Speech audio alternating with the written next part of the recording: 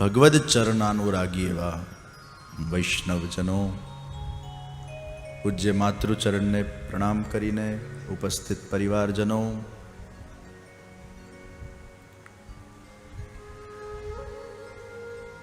સાડા 6 થઈ ગયા છે અને મને એમ લાગે છે તમે બધા હવે ટેવાઈ ગયા છો. એકવાર ટેવાઈ જઈએ ને, હેબિટ પડી જાય, પછી બહુ આમ આકરું ન લાગે. કોઈને એસીની આદત પડી ગઈ હોય ને પછી 1 મહિનો એસી વગર રહે, પછી એને એસીની બહુ જરૂરત ન રહે. આ તો આપણે બધાએ આદતો પાડેલી છે ને આપણને એ બધી આદતોને છોડવી પણ નથી, એટલે એમાં આપણે રહીએ છીએ. પણ આપણું મન છે ને બહુ જલ્દી યુઝ ટુ થઈ જાય છે. કોઈ પણ કઠિન વસ્તુ હોય, અઘરી વસ્તુ હોય, એ જો વારંવાર પછી થાય અને પ્રયાસ કરીએ એટલે આપણે યુઝ ટુ થઈ જઈએ. અને જ્યારે હેબિટ પડી જાય ને પછી કેટલી પણ અઘરી વસ્તુ હોય એ કરવામાં આપણને સરળતા રહે છે. બેટીજી ગાતા તો મને લાગ્યું આ કઈ રીતે ભ્રમર ગીત ગાઈ શકે છે. પછી મને લાગ્યું ખૂબ પ્રેક્ટિસ કરે, ખૂબ પ્રેક્ટિસ કરે, ખૂબ પ્રેક્ટિસ કરે એટલે એમના માટે ગાવું પણ એક રમત થઈ જાય. કોઈ પણ અઘરી વસ્તુ હોય એને તમે સતત પ્રયાસ કર્યા કરો, એ એટલી સરળ બની જશે કે તમને પછી એ કરવામાં મજા આવવા લાગશે. કોઈ ટેન્શન નહીં થાય, સ્ટ્રેસ નહીં થાય. બિલીવ ઇટ ઓર નોટના અંદર આપણે જોઈએ છીએ કે કાચ પર લોકો ચાલતા હોય, પછી આમ ઊંધા થઈને ચાલતા હોય, છતાં થઈને એક પર એક ચડી જાય ને એવો ફ્લેક્સિબલ બોડી હોય, આમ રબરના જેમ આમ થઈ જાય, આમ થઈ જાય, આગળ જાય, પાછળ જાય. આપણને લાગે ખરેખર આ કેવી રીતે આ લોકો કરતા હશે, આમ અસંભવ લાગે આપણને. How it is possible? Practice max the main perfect. અને એકવાર આદત પડી જાય ને પછી એમાં સહજતા આવી જાય છે. એ તમારા માટે એક રમત થઈ જાય. અને એટલે જ કહેવામાં આવ્યું, don't take life as a problem, take life as a challenge. Don't take life as a problem, take life as a challenge. When you take a life as a challenge, life becomes a game for you. And in that game, even though you lose or win, it is a fun for you. જીવનને ચેલેન્જના રૂપમાં લઈએ, એક ગેમના રૂપમાં લઈએ. हार जीत होती रहती है, उतार चढ़ाव आते रहते हैं, उसी का नाम जीवन है. समस्या के बिना का जीवन नहीं हो सकता, जख्मों के बिना का जीवन नहीं हो सकता, टेंशन्स के बिना का जीवन नहीं हो सकता, आदि व्याधि उपाधि के बिना का जीवन नहीं हो सकता. नहीं होवाना થાય એને આધિ કહેવાય અને હોવાના કારણે થાય એને ઉપાધિ કહેવાય. મંડપમાં પબ્લિક ભેગું ન થાય એને આધિ કહેવાય અને વધારે પડતું ભેગું થઈ જાય એને ઉપાધિ કહેવાય. અને વ્યાધિ એટલે રોગના કારણે જે ઉત્પન્ન થાય. તો આધિ વ્યાધિ ઉપાધિ આ તો જીવનમાં આવ્યા જ કરશે. અને એટલે જ જેમ આપણે ગાડી ચલાવતો હોય વચ્ચે વચ્ચે સ્પીડ બ્રેકર પણ આવે, ખાડા ખૂચડા પણ આવે, ખરાબ રસ્તા પણ આવે, સારા રસ્તા પણ આવે, પણ ગાડી ચલાવતા રહેવાનું, એમાં ગિયર ચેન્જ કરતા રહેવાનું. સ્પીડમાં તમારે ઘટોતી કે બઢોતી રાખવાનું. જ્યાં તમને સરસ રસ્તો મળે સ્પીડ વધારી દો, જ્યાં ઓછો ટ્રાફિક મળે સ્પીડ વધારી દો, જ્યાં તમને ખરાબ રસ્તો મળે સ્પીડ ઘટાડી દો. ગિયરને ચેન્જ કરતા રહેવું. અને એ રીતે જેમ આપણે ગાડી ચલાવીએ છીએ અને આપણે ડેસ્ટિનેશન પર પહોંચી જઈએ છીએ, એમ જીવનના પણ ઉતાર ચઢાવના અંદર ગિયર ચેન્જ કર્યા કરો, સ્પીડ ચેન્જ કર્યા કરો અને ધીરે ધીરે આગળ વધતા રહો. તમે ચોક્કસ તમારા લક્ષ્ય સુધી નિશ્ચિત પહોંચી જશો. પણ ગાડીને વચ્ચે રોકી નથી દેવાની ભાઈ. ગાડી રોકાવી ન જોઈએ, એ ચાલતી રહેવી જોઈએ, ચાલતી રહેવી જોઈએ. વચ્ચે વિઘ્નો આવ્યા જ કરશે, ક્યાં નથી આવતા. તો જીવન પણ એક सहज बनी जैसे, जैसे नदी की धारा बहती है एक सहज रूप से, जैसे बरसात बहता है एक सहज रूप से, जैसे हवा बहती है एक सहज रूप से, हमारे जीवन को हम सहज बनाएं. नदी आम वहती हो પછી વચ્ચે મોટી મોટી ચટ્ટાનો આવી જાય તો નદી એમ વિચાર કરે કે ના ના હવે તો મારાથી વહાશે જ નહીં. ના, તું વહેતી જા, ચટ્ટાનોને ચીરીને વહેતી જા. આ તો બધું આવ્યા જ કરશે, તારે વહેવાનું નથી, બોલવાનું, કારણ કે તારો સ્વભાવ એ વહેવું જ. હમ ભી કર્મ કરતે જાય, કર્મ કરતે જાય, કર્મ કરતે જાય. નહીં કશ્ચિત ક્ષણમપી જાતુ તિષ્ઠત્ય કર્મકૃત. કોઈ પણ વ્યક્તિ કર્મ કર્યા વગર રહી શકતો નથી, નથી ને નથી. તમે નવરા બેઠા હશો ને તો પણ કર્મ કરો છો, કંઈ ને કંઈ વિચારો તો ચાલુ જ છે. You can not sit idle. कुछ न कुछ तो तुम्हारे अंदर चल रहा है, तुम्हारे मन में चल रहा है. क्या चल रहा है उसके ऊपर भी चिंतन करने की आवश्यकता है कि आप क्या सोच रहे हो, क्योंकि जैसी आपकी सोच होगी वैसे आप स्वयं बन जाओगे. મનુષ્યની વિચારધારા કેવી છે એના આધાર પર એનું વ્યક્તિત્વ ઘડાતું હોય છે. તમે સતત કોનું ધ્યાન કરો છો એવા તમે બનતા જશો. અને કીટ ભમરીનો સિદ્ધાંત બહુ જ પ્રસિદ્ધ છે કે પેલો કીડો ભયથી ભમરી ભમરી આવશે, ભમરી આવશે, ભમરી આવશે એનું ચિંતન કરે છે, અને એ ચિંતન એટલું પ્રગાઢ થાય છે કે પોતે ભમરી બની જાય છે અને ઉડી જાય છે. તો તમે જેવું ચિંતન કરશો એવા બનશો. અને એટલે જ સવારે ઉઠો ને, સૌથી પહેલાં આંખ બંધ રાખજો. સવારે ઉઠીને એકદમ આમ આંખ ખોલીને અને આમ ઉઠીને ભાગતા નહીં ફરતા. સવારે ઉઠો, આંખ બંધ રાખો, પલાઠી મારીને બેસો, ટટાર બેસો. હમણાં નહીં, સવારે. હમણાંય બેસો તો સારું છે, વળી પાછા ઘણા ટટાર હમણાં બેસવા લાગ્યા, એમની હમણાં જ સવાર થઈ. પણ સવારે આમ ઉઠો, ટટાર બેસો, બંધ આંખ રાખો અને અહીંયા આજ્ઞા ચક્ર પર કોન્સન્ટ્રેટ કરો અને ઊંડા શ્વાસ. શ્રી કૃષ્ણ શરણમ મમ.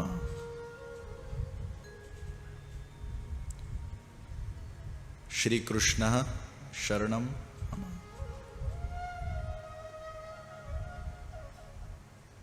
પાંચ સેકન્ડનો એક શ્વાસ. આપણો એક શ્વાસ કેટલા સેકન્ડનો હોવો જોઈએ? 5 સેકન્ડ. આ 5 સેકન્ડ થયા. શ્રી કૃષ્ણ શરણમ મમ. શ્રી કૃષ્ણ શરણમ મમ. તો 5 સેકન્ડનો એક શ્વાસ થાય એટલે 12 શ્વાસ 1 મિનિટમાં લેવાયા. બરાબર છે? બરાબર છે કે નહીં? 1 મિનિટમાં 12 શ્વાસ થયા. હવે ઘણા લોકોના શ્વાસ 1 મિનિટમાં 20 થઈ જાય, 25 થઈ જાય, 30 થઈ જાય. નાનું બાળક જન્મે ને ત્યારે એનો ડબલ શ્વાસ હોય છે, 24 થી 30 શ્વાસ લે છે. પણ જેમ જેમ તમે સેટલ થતા જાઓ તેમ તેમ 5 સેકન્ડનો એક શ્વાસ થઈ જાય.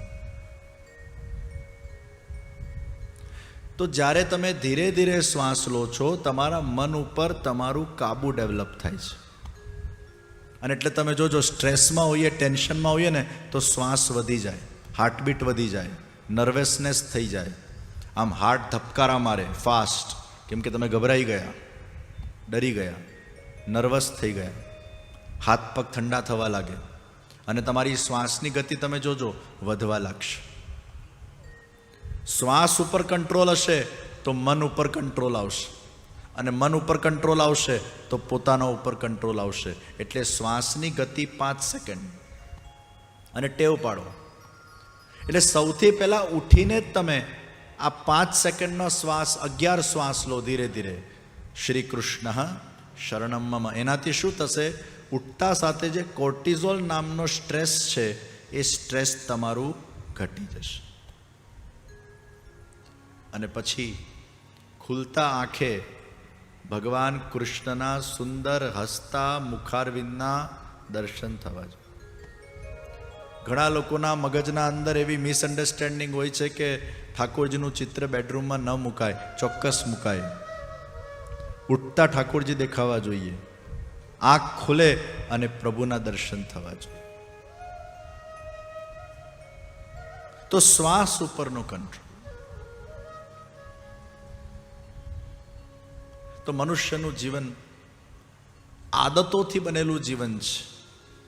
ઘણી બધી વસ્તુ આપણે સહજ કરીએ છીએ. હવે બ્રશ રોજ કરતા હોય એટલે પેલું ચાલુ જ થઈ જાય, એમાં પછી બુદ્ધિ લગાડવાની ન હોય, સહજ. તમે સ્નાન પણ જે રીતે કરતા હશો ને જે રીતે તમારા જાતને સાબુ લગાડતા હશો ને એ પણ તમારી આદત બનેલી છે. એ જ પેટર્નથી તમે સાબુ લગાડશો, એ જ પેટર્નથી તમે સ્નાન કરશો. સુવાની પણ એક પેટર્ન છે. ઘણા લાંબા થઈને ખુલ્લા હાથ કરીને સૂઈ જાય, શરણાગતિના ભાવથી બે હાથ ઊંચા કરીને રાધે શ્યામ, જેમ નાના બાળકો સૂતા હોય એની પેટર્ન છે. ઘણા ડાબા પડખે સૂએ, ઘણા જમણા પડખે સૂએ, ઘણા ઊંધા થઈને. તો જુદી જુદી રીતથી વ્યક્તિ સૂતો હોય છે. એની જુદી બોડી લેંગ્વેજીસ હોય છે, એની બોલવાની એક પેટર્ન હોય છે. ઘણા એટલું બધું ફાસ્ટ બોલે આપણને સમજ જ ના પડે શું બોલે છે. ઘણા એટલું સ્લો બોલે કે આપણે કંટાળી જઈએ, ફોન મૂકે તો સારું. હવે તમને કોઈ ફોન કરે ને એકદમ આમ ધીમું બોલે, કેમ છો,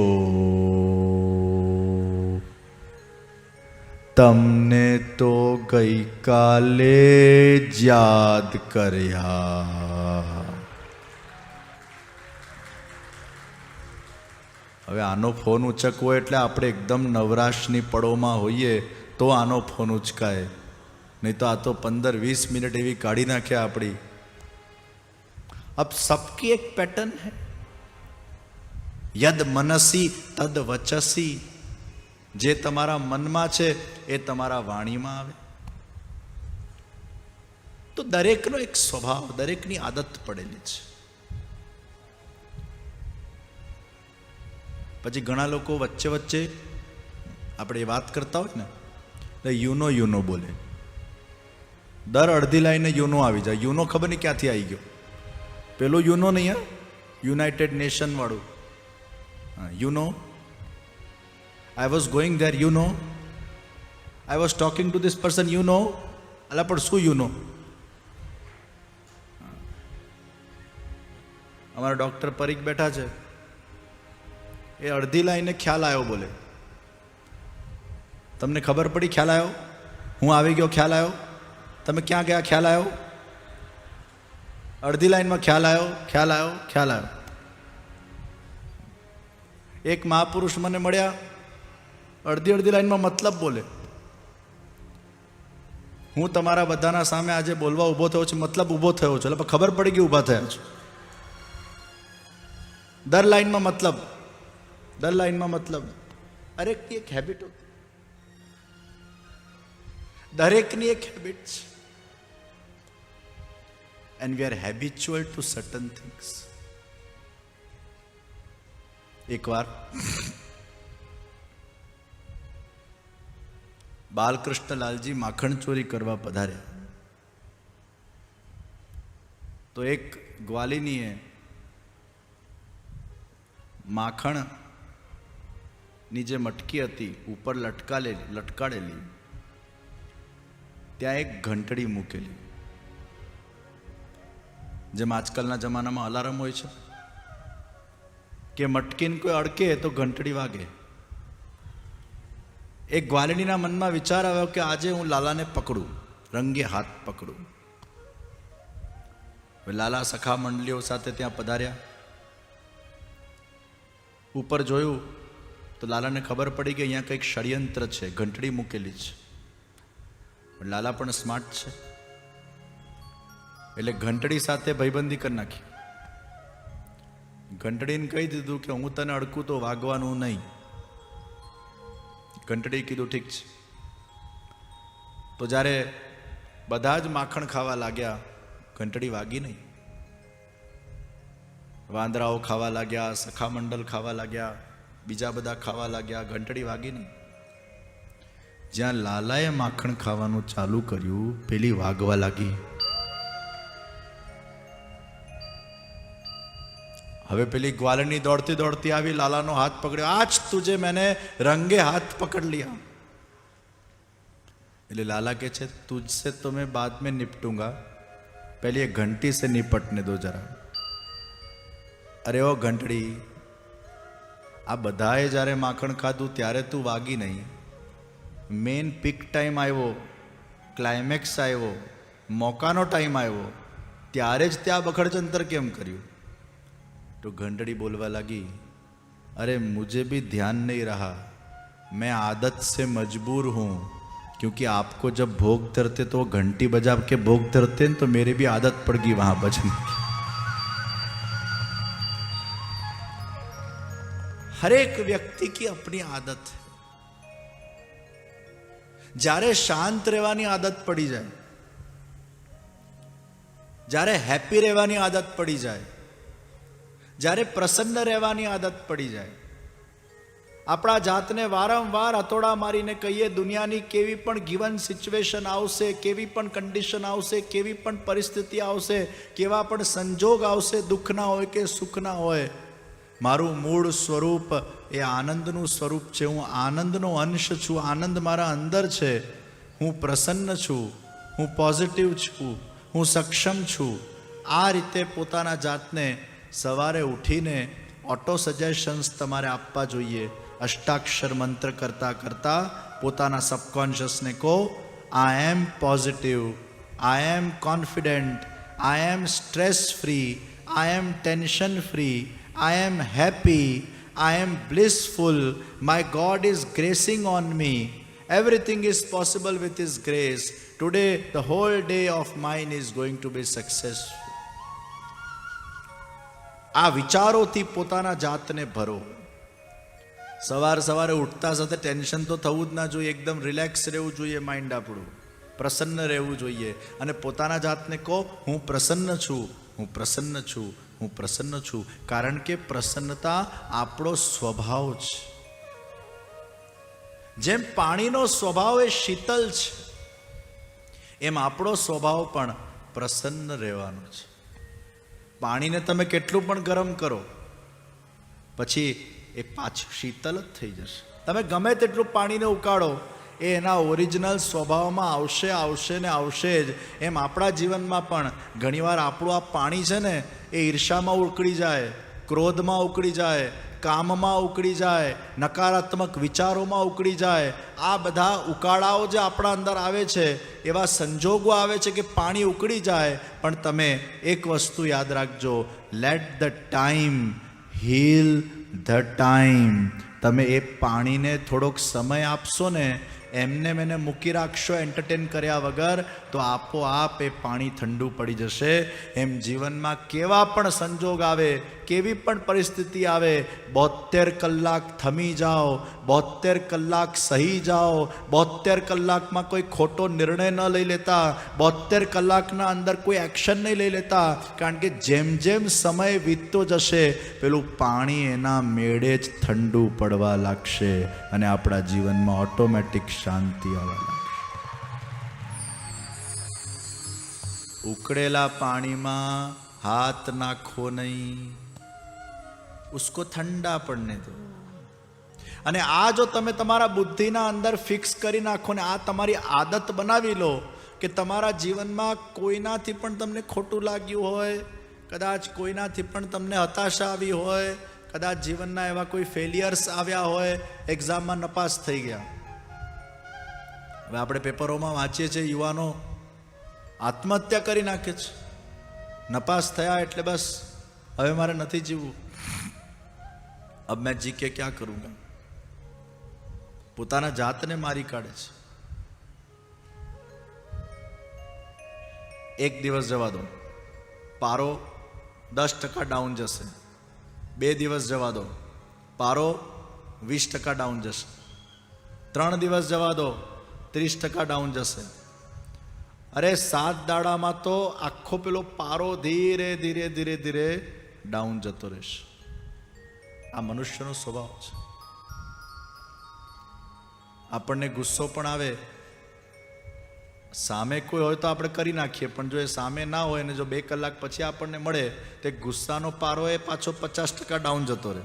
પછી ગુસ્સો કરવાની મજા જ ના આવે. એ ઉકળતા જે પાણીમાં જે કામ થાય ને એ ઠંડા પાણીમાં કશું ના થાય. એટલે ઠંડુ પડવા દો. તો આપણે આ હેબિટ પાડવાની છે.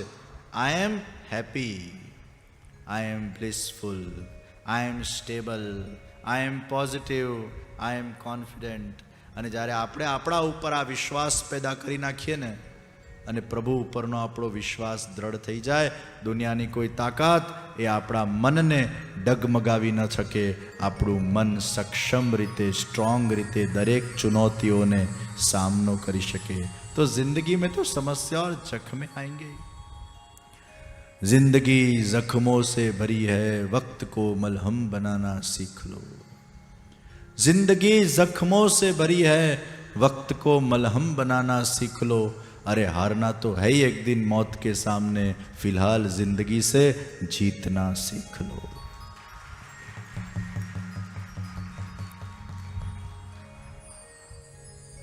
આ જિંદગીમાં જ્યાં જશો ત્યાં તમને દુઃખ મળવાનું જ છે. વ્યક્તિમાંથી મળશે, પરિવારજનોમાંથી મળશે, પોતાના નિકટના વ્યક્તિ દ્વારા પણ મળશે, બધે જ મળવાનું છે. કારણ કે આશા એ જ સૌથી મોટું દુઃખ છે. આશા હિ પરમ દુઃખમ. જ્યાં આશા આવી, જ્યાં એક્સપેક્ટેશન આવી એટલે દુઃખ. 4 વાગ્યાના કથામાં આવીને બેઠા છે ને 2 કલાક થઈ ગયા, કથા ચાલુ જ નથી કરતા, દુઃખ.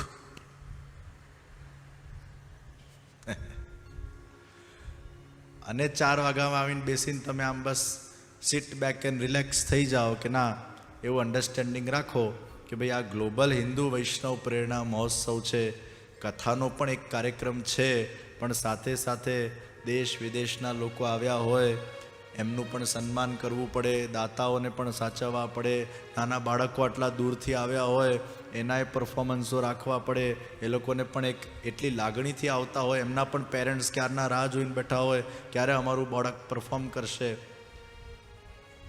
જુદી જુદી લાગણી લઈને બધા આવ્યા હોય. કોઈનું સન્માન રાખેલું હોય તો એ પણ રાહ જોઈને બેઠા હોય અમારું સન્માન ક્યારે થશે. અને બધા લોકોને આપણે સાચવવા પડતા હોય. હા, ખાલી પેલી કથાનું આયોજન હોય તો એમાં એટલી બધી વાર ન લાગે, પણ આ આપણા 15 વર્ષ ને 25 વર્ષનો ઉત્સવ છે, ગ્લોબલ હિન્દુ વૈષ્ણવ પ્રેરણા ઉત્સવ છે. દૂર દૂરથી વડોદરાના બધા મહેમાન બન્યા છે. તો દૂર દૂરથી, હજારો કિલોમીટર દૂરથી પણ જ્યારે લોકો બરોડામાં આવ્યા હોય અને એમને પોતાના કદાચ ભાવને અભિવ્યક્ત કરવા માટે અગર આપણે થોડોક અવસર આપી દઈએ, આ અન્ડરસ્ટેન્ડિંગ આપણે અગર રાખીએ, તો પછી પેલું 2 કલાક કદાચ ખાલી જાય ને વિષય, એમાં આપણને બહુ દુઃખ થાય. પણ તમે બધા તો એટલા સંસ્કારી છો કે તમને કોઈ જ દુઃખ થતું નથી. તમે જરા પણ ઉફ પણ કરતા ન, ભલે મનમાં ખબર નથી શું ચાલતું હોય, પણ તમારા એક્શનમાં એ જરા પણ આવતું નથી. તમે ડાયા ડમરા બનીને શાંતિપૂર્વક હજારોની તાદાદમાં આ કથા મંડપમાં જિજ્ઞાસાપૂર્વક આપ સૌ જે બેઠા રહો છો ને, ખરેખર આપ સૌને જેટલા હું ધન્યવાદ આપું એટલા ઓછા છે. અને તમે અમારી લાજ રાખો છો. આ બધા આટલા મહેમાનો આવ્યા હોય, સાધુ સંતો આચાર્યો બધા પધારતા હોય, અને એ જો પ્રવચન કરે ને ક્યાંક જો તમે આગા પાછા થઈ જાઓ તો એ લોકો પર શું ઇમ્પ્રેશન પડે કે ગ્લોબલ હિન્દુ વૈષ્ણવ પ્રેરણા મહોત્સવમાં લોકો આ રીતે ઉઠીને જતા રહેતા હતા. અરે કોઈ બેસતું જ નહોતું. આ તો કે ડિસિપ્લિન કહેવાય, આ તો કે અનુશાસન કહેવાય. શું ઇમ્પ્રેશન લઈને જતે? એમાં વિવાહોનું એ ખરાબ લાગે, વ્રજધામનું એ ખરાબ લાગે. એટલે તમે હજારોની તાદાદમાં શાંતિપૂર્વક બેઠા રહો છો, તમે આ વિવાહોને વ્રજધામની પણ લાજ રાખો છો. અને આ જ અન્ડરસ્ટેન્ડિંગ આપણા બધામાં હોવી જોઈએ કે આટલું મોટું કાર્ય લઈને આપણે બેઠા હોઈએ તો આપણે બધાને જસ્ટિસ આપવું પડે, દરેકને ન્યાય આપવું પડે. અને મને ખબર હતી કે મારાથી બહુ કથા આ વખતે નથી થવાની, એટલે જ મેં કિશોરચંદ્ર શાસ્ત્રીજીને નિયુક્ત કર્યા કે તમે સહવક્તા થાઓ, 2 થી 4માં તમે પ્યોર કથા કરો, પછી મને જેટલો સમય ગુણગાન ગાવાનું મળશે એટલું ગાઈશ. એટલે કાલ ઉઠીને મહોત્સવ પતે તો એવું ન થાય કે કથા થઈ જ નહીં.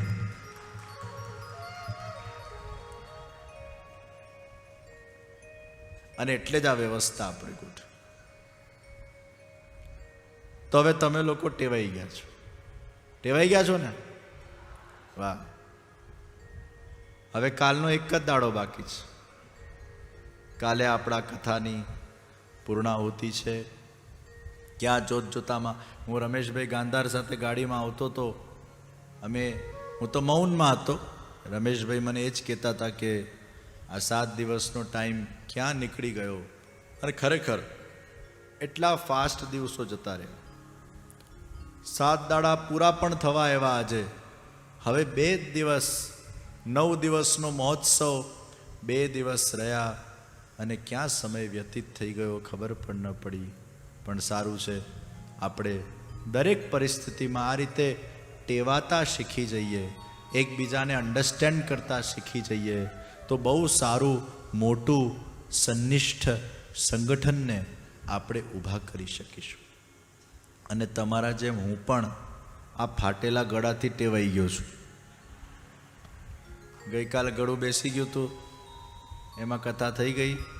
આજે પણ હજી 30-40% બેસેલું છે. હવે હું જો આનું જ ગાન કર્યા કરું, ગળું કેમ બેઠું, ગળું કેમ બેઠું, ગળું કેમ બેઠું, તો આગળ જ ન વધી શકાય.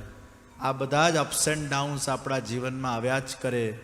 એના વચ્ચે આપણે કર્મ કરતા રહેવાનું છે, પોઝિટિવ રહેવાનું છે, સકારાત્મક રહેવાનું છે અને એનાથી ટેવાઈ જવાનું છે. બહુ એનો વિચાર કરશો ને તો આગળ શું કરવું એનું માર્ગદર્શન નહીં મળે. પણ એને તમે બાજુમાં મૂકી દો અને તમે તમારા પર ફોકસ કરવાનું ચાલુ કરી નાખો ને તો તમે જે ઈચ્છો છો એને કરી પણ શકો છો. તો સારું છે, તમે બધા ટેવાઈ ગયા.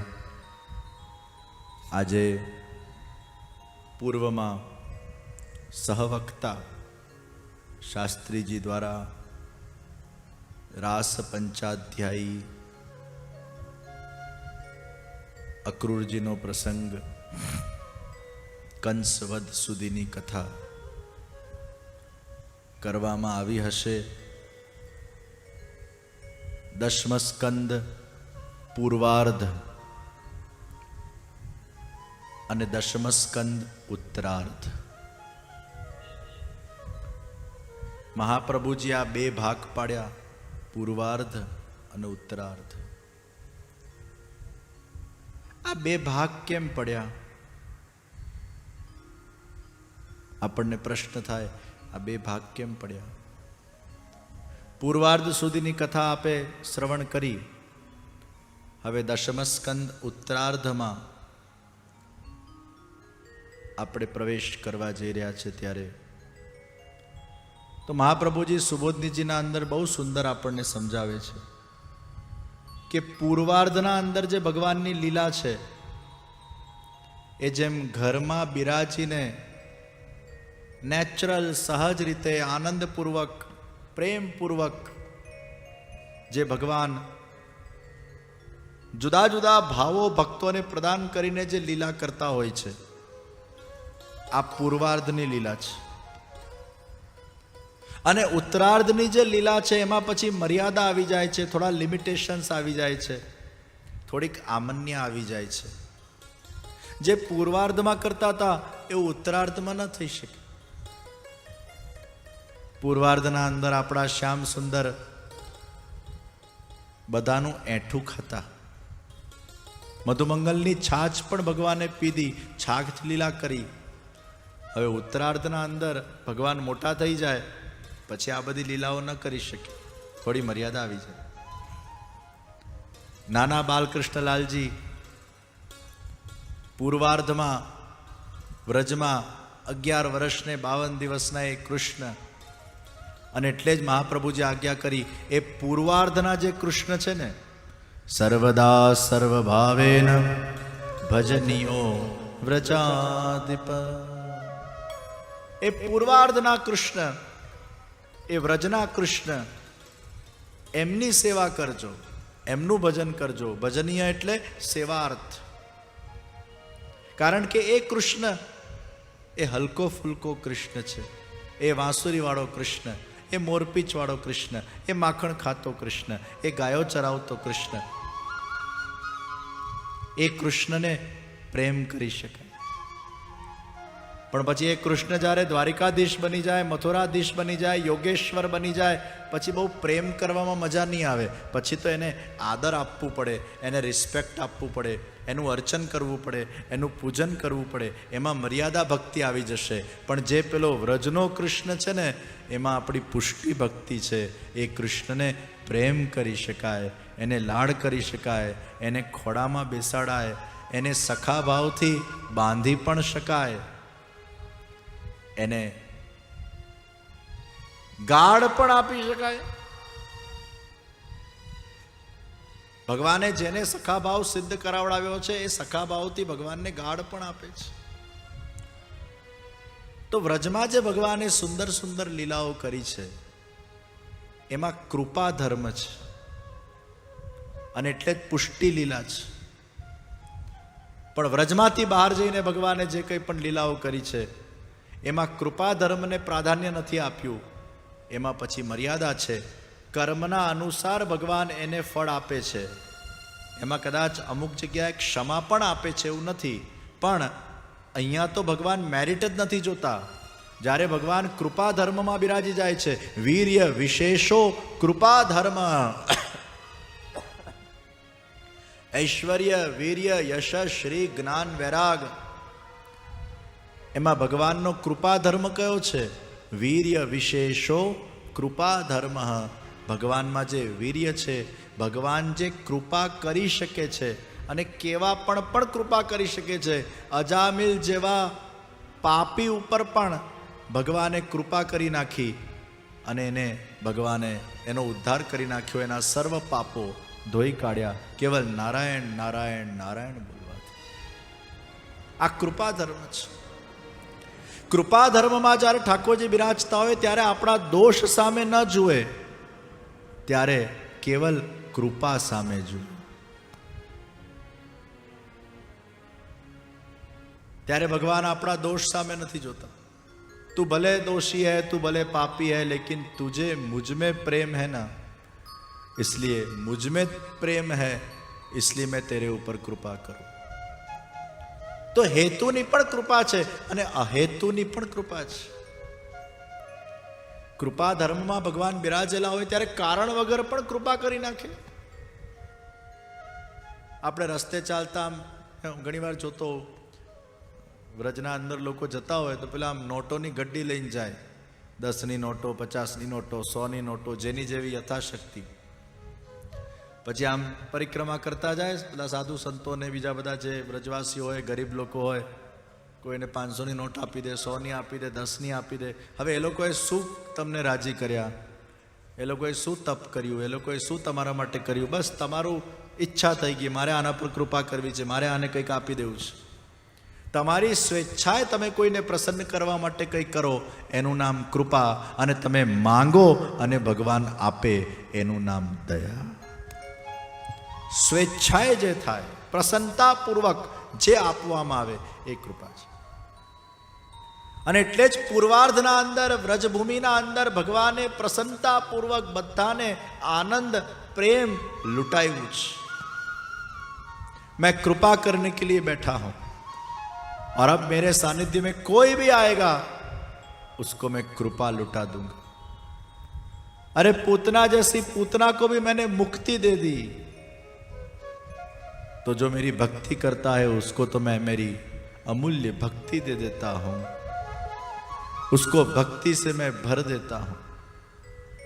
सर्वदा सर्वभावेन भजनियो व्रजाधिप. એ વ્રજાધિપ કૃષ્ણનું ભાવન કરવું, ભજન કરવું. તો વ્રજના કૃષ્ણ ફ્લેક્સિબલ છે, જેમ વાળો એમ વળી જાય. છછિયા ભરી છાછ પે નાચ નચા. એક છાછ પીવા માટે એક છછિયા ભરી છાછ. गोपी के छे प्रभु ने तुम नाच के बताओ फिर मैं ये छाछ तुझे पिलाऊंगी. तो एना माटे ठाकुरजी नाचवा पण लागे छे. भगवानना त्या क्या माखणनी कमी हती, पण गोपीओना मनोरथोने पूरा करवा माटे भगवाने पोताना नामना आगळ माखण चोरनो टेग पण लगाड़ी दीधो. भगवान के जे मने कोई शरम नथी आवती, હું તો કૃપા ધર્મમાં બિરાજું છું. મારા કોઈના ઘરે જવાથી અગર ગોપીઓ પ્રસન્ન થતી હોય તો હું મારા જાતને ચોર કેવડાવવા માટે પણ તૈયાર છું. આ ભગવાનનો કૃપા ધર્મ છે અને આ જ ભગવાનનું યશ છે. આપણે રસિયામાં જોઈએ છે ભગવાનનું યશોગાન થાય છે. ભગવાન કા રસ યશ ક્યા હૈ?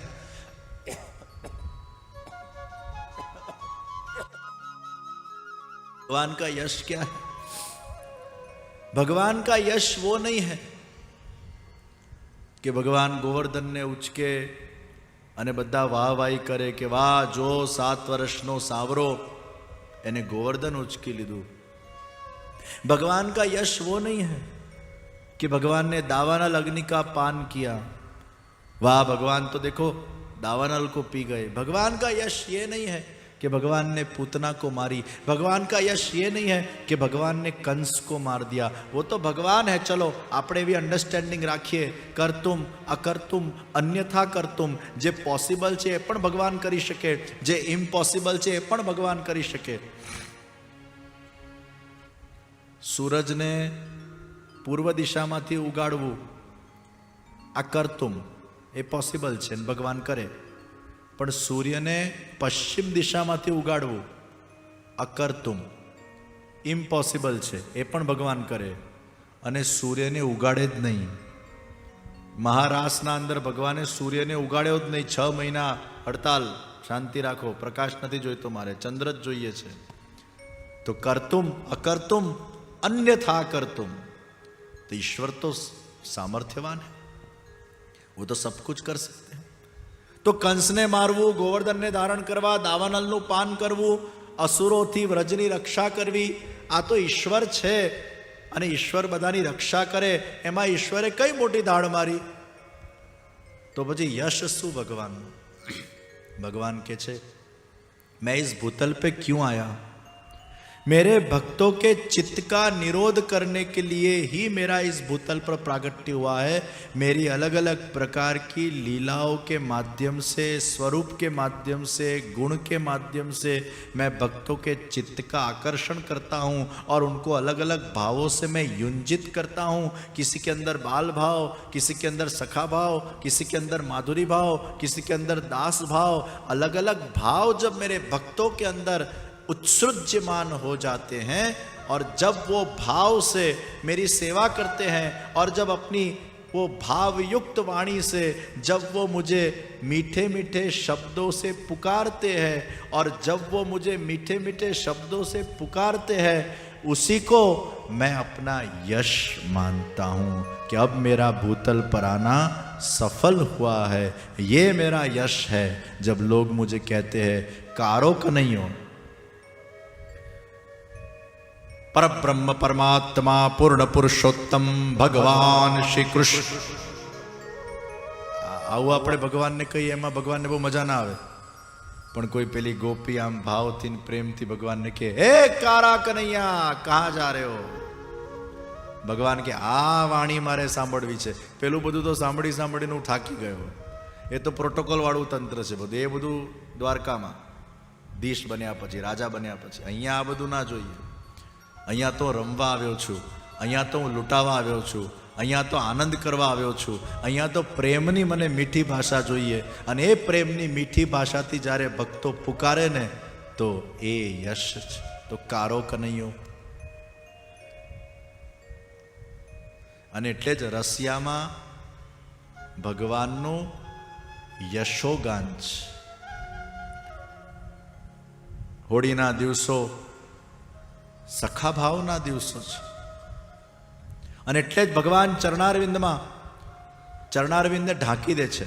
40 દિવસ હોળી રમવાની હોય ને, ચરણારવિંદ દેખાય ને તો દાસ ભાવ પ્રગટ થઈ જાય, અને ચરણારવિંદ ઢંકાઈ જાય ને એટલે પછી ભગવાન સખા ભાવનું દાન કરે. અને પછી ઠાકોરજી કે હું પોતે ઘૂંઘટ લઈને નારી બનીને તમારા વચ્ચે નાચવા લાગુ ને, અને તમે જ્યારે ગાઓ ને नर को नार बनाओ, ये मेरा यश है, ये मुझे सुनना बहुत पसंद है.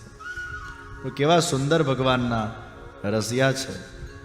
काना पिचकारी मत मार, मेरे घर सांस लड़ेगी रे. काना मेरे घर सांस लड़ेगी रे. वो काना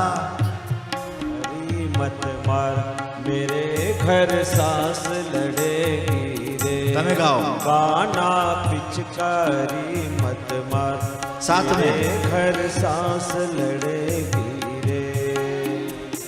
सांस लड़ेगी रे, मेरे घर ननंद लड़ेगी रे. हो सांस लड़ेगी रे, मेरे घर ननद लड़ेगी. हे काना, काना पिचकारी मत मार, मेरे घर सांस लड़ेगी रे. काना पिचकारी मत मार, मेरे घर सांस लड़ेगी रे. आज बिरज में होरी रे रसिया, आज बिरज में होरी रे रसिया, आज बिरज में होरी रे रसिया, आज बिरज में होली रे रसिया. हे होरी रे रसिया बरजोरी रे रसिया. होली रे रसिया बरजोरी रे रसिया. होरी रे रसिया बरजोरी रे रसिया. होरी रे रसिया बरजोरी रे रसिया. आज बिरज में होरी रे रसिया, आज बिरज में होली रे रसिया. आज बिरज में होरी रे रसिया, आज बिरज में होली रे रसिया. नंद के द्वार मची होरी बाबा नंद के. बाबा नंद के द्वार मची होरी बाबा नंद के. हे बाबा नंद के द्वार मची होरी बाबा नंद के. हे बाबा नंद के द्वार मची होरी बाबा नंद के. हे बाबा नंद के, बाबा नंद के. हे बाबा नंद के, बाबा नंद के. बाबा नंद के द्वार मची होरी बाबा नंद के. बाबा नंद के द्वार मची होरी बाबा नंद के.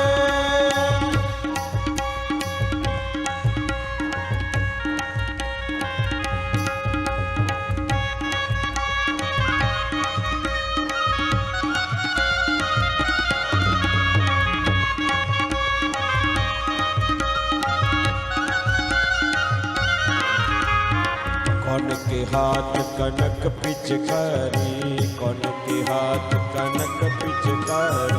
आहारे रसिया हो रे रसिया, आहारे रसिया हो रे रसिया. और कौन के हाथ रंग की बोरी बाबा नंद के. हे बाबा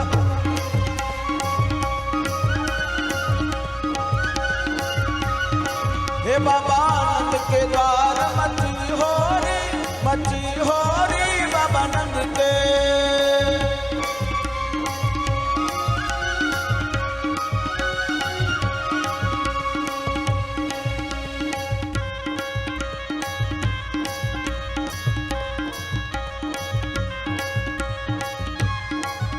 રસિયા એ ભગવાનનું યશ. તો સખા ભાવમાં જ રસિયા થાય. આ સખા ભાવથી યુક્ત શબ્દો જે બોલાય છે ભક્તોના હૃદયમાં, એ ભગવાનનું યશ છે. હવે ભગવાન નારી બને, નરને નારી બનાવી દે, અને પછી ઘૂંઘટ લઈને એ ઠાકોરજી પોતે નૃત્ય કરે, આવું દ્વારકાધીશને ન કરાય, આવું મથુરાધીશને ન કરાય, આ તો વ્રજાધીપને જ કરાય. श्री गोवर्धन महाराज महाराज तेरे माथे मुकुट विराज रहो. श्री गोवर्धन महाराज महाराज तेरे माथे मुकुट विराज रहो.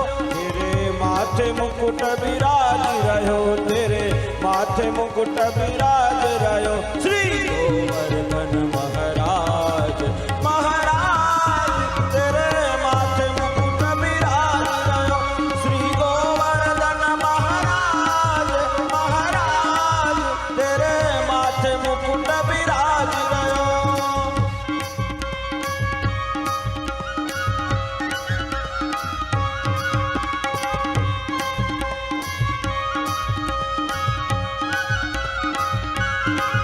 तो पे पान चढ़े तो पे फूल चढ़े, तो पे पान चढ़े तो पे फूल चढ़े, तो पे चढ़े तो पे चढ़े तो पे चढ़े दूध की धार हो धार. तेरे माथे मुकुट विराज रहो. श्री गोवर्धन महाराज महाराज तेरे माथे मुकुट विराज रहो.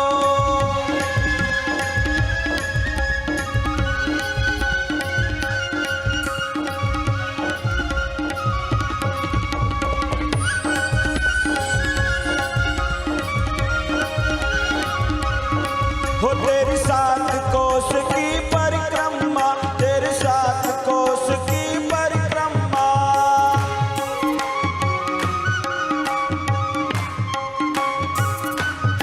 हो चकलेश्वर चकलेश्वर चकलेश्वर में विश्राम विश्राम.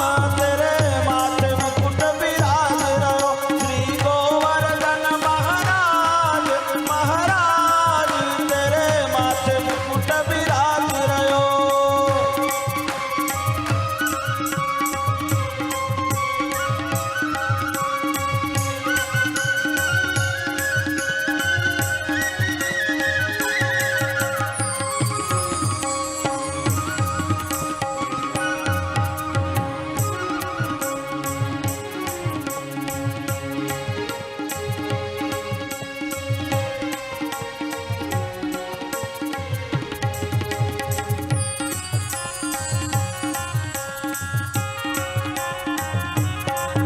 अरे होली खेले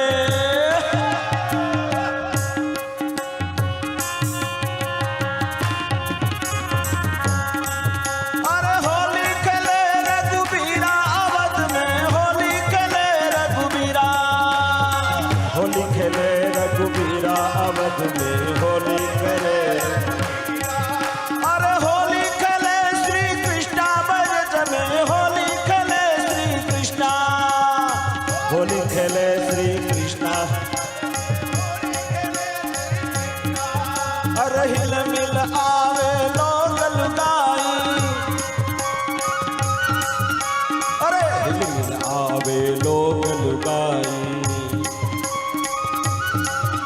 अरे भाई महलन में बीरा अवध में. होली खेले रघुबीरा, होली खेले रघुबीरा अवध में. होली खेले रघुबीरा.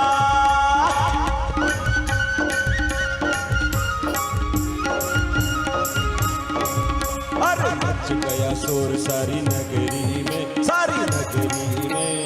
आया बीरज का माथा संभाल तेरी नगरी में. मच गया शोर सारी नगरी में, सारी नगरी में. आया बीरज का माथा संभाल तेरी नगरी में.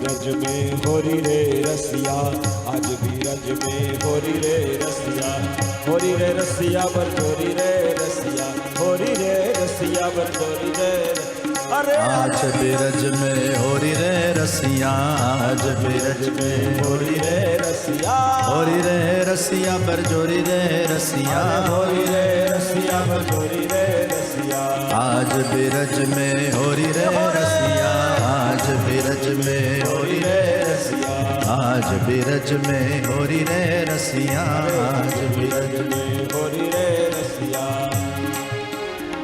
कौन गाँव के कुंवर कन्हैया कौन गाँव के कुंवर अरे कौन गाँव राधा गोरी रे रसिया कौन गाँव राधा गोरी रे रसिया आज बीरज में होरी रे रसिया आज बीरज में होरी रे रसिया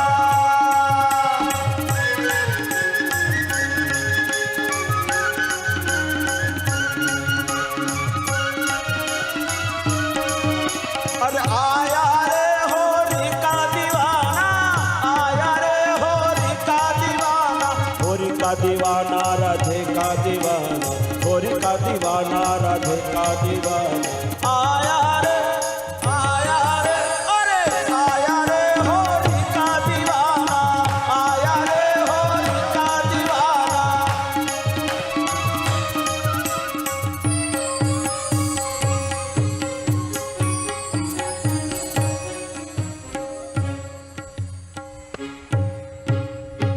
होरी के रसिया રસિયા કી જય. હવે આ પૂર્વાર્ધમાં આ બધું થઈ શકે, ઉત્તરાર્ધમાં ન થઈ શકે.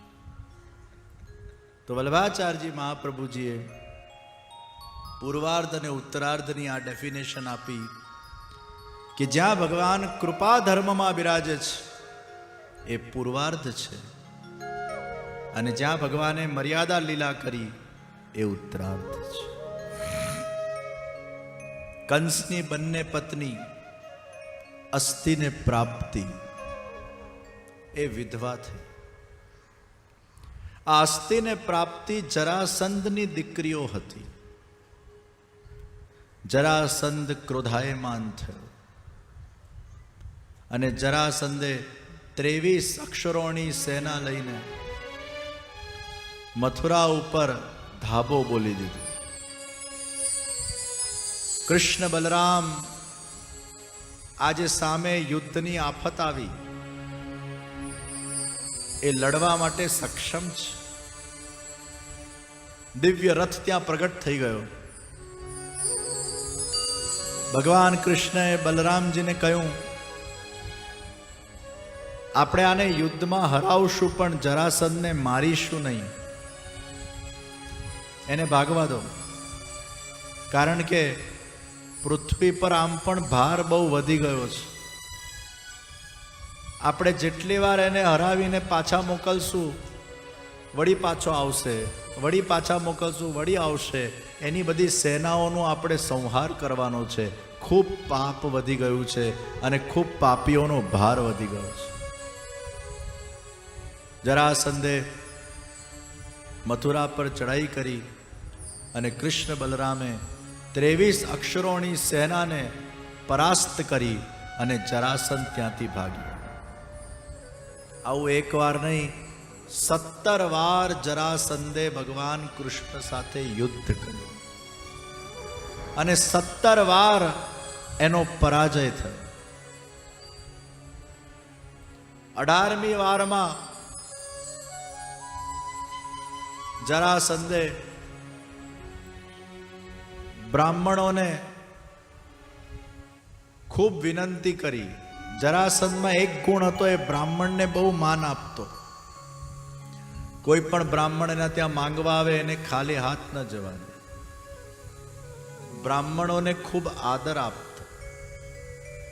બ્રાહ્મણોને જરાસંધે કીધું, આ વખતે જો મારી હાર થઈ છે તમને બધાને છોડીશ નહીં.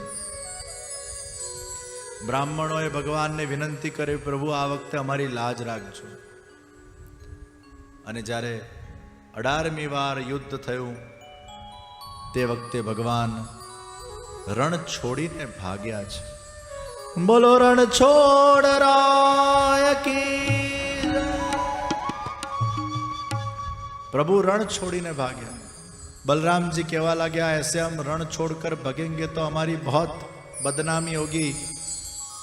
प्रभु के छे ए बधी चिंता करवानी जरूर नहीं. 17 વાર આપણે એને ભગાડ્યો, એક વાર આપણે ભાગશું તો કોઈ મોટી વાત નથી. બલરામજી કે છે 17 વારે ભાગ્યો કોઈ યાદ નહીં રાખે, આપણે એક વાર ભાગશું એ બધા યાદ રાખશે. પ્રભુ કે છે મારા માટે અત્યારે બ્રાહ્મણો વધારે ઇમ્પોર્ટન્ટ છે, રણ છોડ્યું છે. અને પ્રભુ જ્યારે રણ છોડીને ભાગતા હોય છે, કાલ યવન પાછળ પાછળ દોડ્યો. કાલ યવન પણ कृष्ण भगवान ने कहे छे क्या भगोड़ की तरह भाग रहे हो, रुक जाओ, युद्ध करो मेरे साथ. पर भगते गए भगते गए भगते गए और प्रभु पहुंचे हैं मुचकुंद राजा की गुफा में. मुचकुंद राजा खूब लांबा समय थी घसघसाट निद्रा में पड्या छे. मुचकुंद राजा बहु तपस्वी हता, सत्वगुणी હતા, સત્યવ્રત હતા, બ્રાહ્મણોને ખૂબ દાન કરતા, ખૂબ પુણ્યશાળી આત્મા હતા. અને એકવાર જ્યારે ઇન્દ્રને મદદની આવશ્યકતા પડી હતી, અસુરો એ લોકો પર ત્રાટકતા ગયા અને એ વખતે દેવો પણ બધા ગભરાઈ ગયા અને દેવોની હાર થઈ રહી હતી. એ વખતે મુચકુંદ રાજાએ ઇન્દ્રની મદદ કરી હતી. બધા દેવોને પણ જે મદદ કરનાર છે એ મુચકુંદ રાજા છે. જ્યારે અસુરોમાંથી દેવોને એ યુદ્ધમાંથી વિજય કરાવડાવ્યું ત્યારે દેવોએ કીધું મુચકુંદ રાજા માંગો આપકો ક્યાં चाहिए. राजा मुचकुंद कहते मैं बहुत थक गया हूं, मुझे निद्रा चाहिए. નિદ્રાનો વર માંગી લીધો કે મને ઉઠવું જ નથી, મને ઊંઘ જ આવ્યા કરે, બસ મારે સૂવું છે. દેવોએ કીધું તથાસ્તુ, પણ આપની નિદ્રાને જે ભંગ કરશે ને અને જ્યાં આપના નેત્ર ખુલશે અને પહેલી વાર આપ કોઈકને જોશો એ ત્યાંને ત્યાં ભસ્મ થઈ જશે. મુચકુંદ રાજા કે મંજૂર. મુચકુંદ રાજા ગુફામાં સૂઈ રહ્યા છે. ભગવાન કૃષ્ણએ પોતાનો પિતાંબર લીધું અને મુચકુંદ રાજાને ઓઢાડી દીધું અને ત્યાંથી ભગવાન કૃષ્ણ છુપાઈ ગયા. કાલ યવન દોડતો દોડતો આવ્યો, એને લાગ્યું કૃષ્ણ ભગવાન પોડી રહ્યા છે. એક તો રણ छोड़ा तूने और अब यहां तू सो रहा है, ऐसा बताने के लिए जैसे कुछ हुआ ही नहीं है. અને તરત આમ લાત મારી. મુચકુંદ રાજા એકદમ ઊંઘમાંથી ઉઠ્યા, પહેલા નેત્ર ખોલ્યા અને એ નેત્રના પ્રકાશથી પેલો કાલ યવન બળીને ભસ્મીભૂત થઈ ગયો.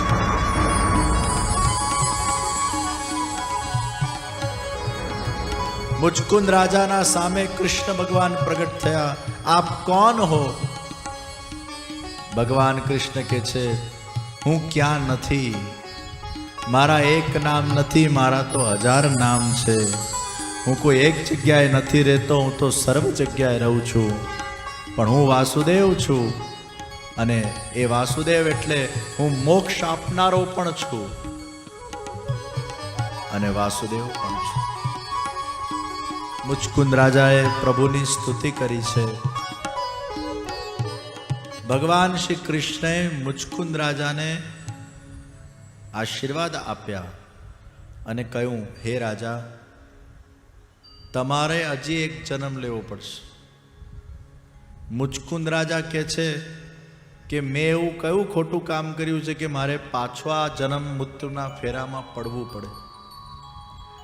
ભગવાન કૃષ્ણ મુસ્કુરાઈને કહે છે રાજા મુચકુંદ, પૂર્વ જન્મમાં તમે અનેક પશુઓની હત્યા કરી છે. એટલા બધા પશુઓની તમે હત્યા કરી કે તમારું જે પ્રારબ્ધ છે એ તીવ્રતમ પ્રારબ્ધ થઈ ગયું છે. અને એ તીવ્રતમ પ્રારબ્ધના કારણે તમારે એક જન્મ હજી લેવું પડશે. જો મહાપ્રભુજી કહે છે કે આ મર્યાદા લીલા છે, ઉત્તરાર્ધની લીલા એ મર્યાદા લીલા છે અને પૂર્વાર્ધની લીલા એ પુષ્ટિ લીલા છે. મુચકુંદ રાજા એ મર્યાદાના અધિકારી છે, એટલે એમના પૂર્વજન્મના કર્મને ભગવાને માફ ન કરીને એમને ભોગાવડાવશે અને પછી એમનો ઉદ્ધાર કરશે. જો આજ મુચકુંદ રાજા પુષ્ટિ લીલામાં હોતે તો ભગવાન એમના પૂર્વજન્મના બધા દોષોને ધોઈ કાઢતે અને આ જ જન્મમાં એમનો કૃપાથી ઉદ્ધાર કરી નાખતે. પણ કારણ કે મર્યાદા લીલાના જીવ છે એટલે ભગવાન હજી એકાદ ફેરો જન્મ એમના પાસે લેવડાવશે. तो यही फर्क है पूर्वार्ध और उत्तरार्ध में. यहां भगवान कृपा करने के लिए नहीं बैठे हैं, यहां भगवान थोड़े कड़क है.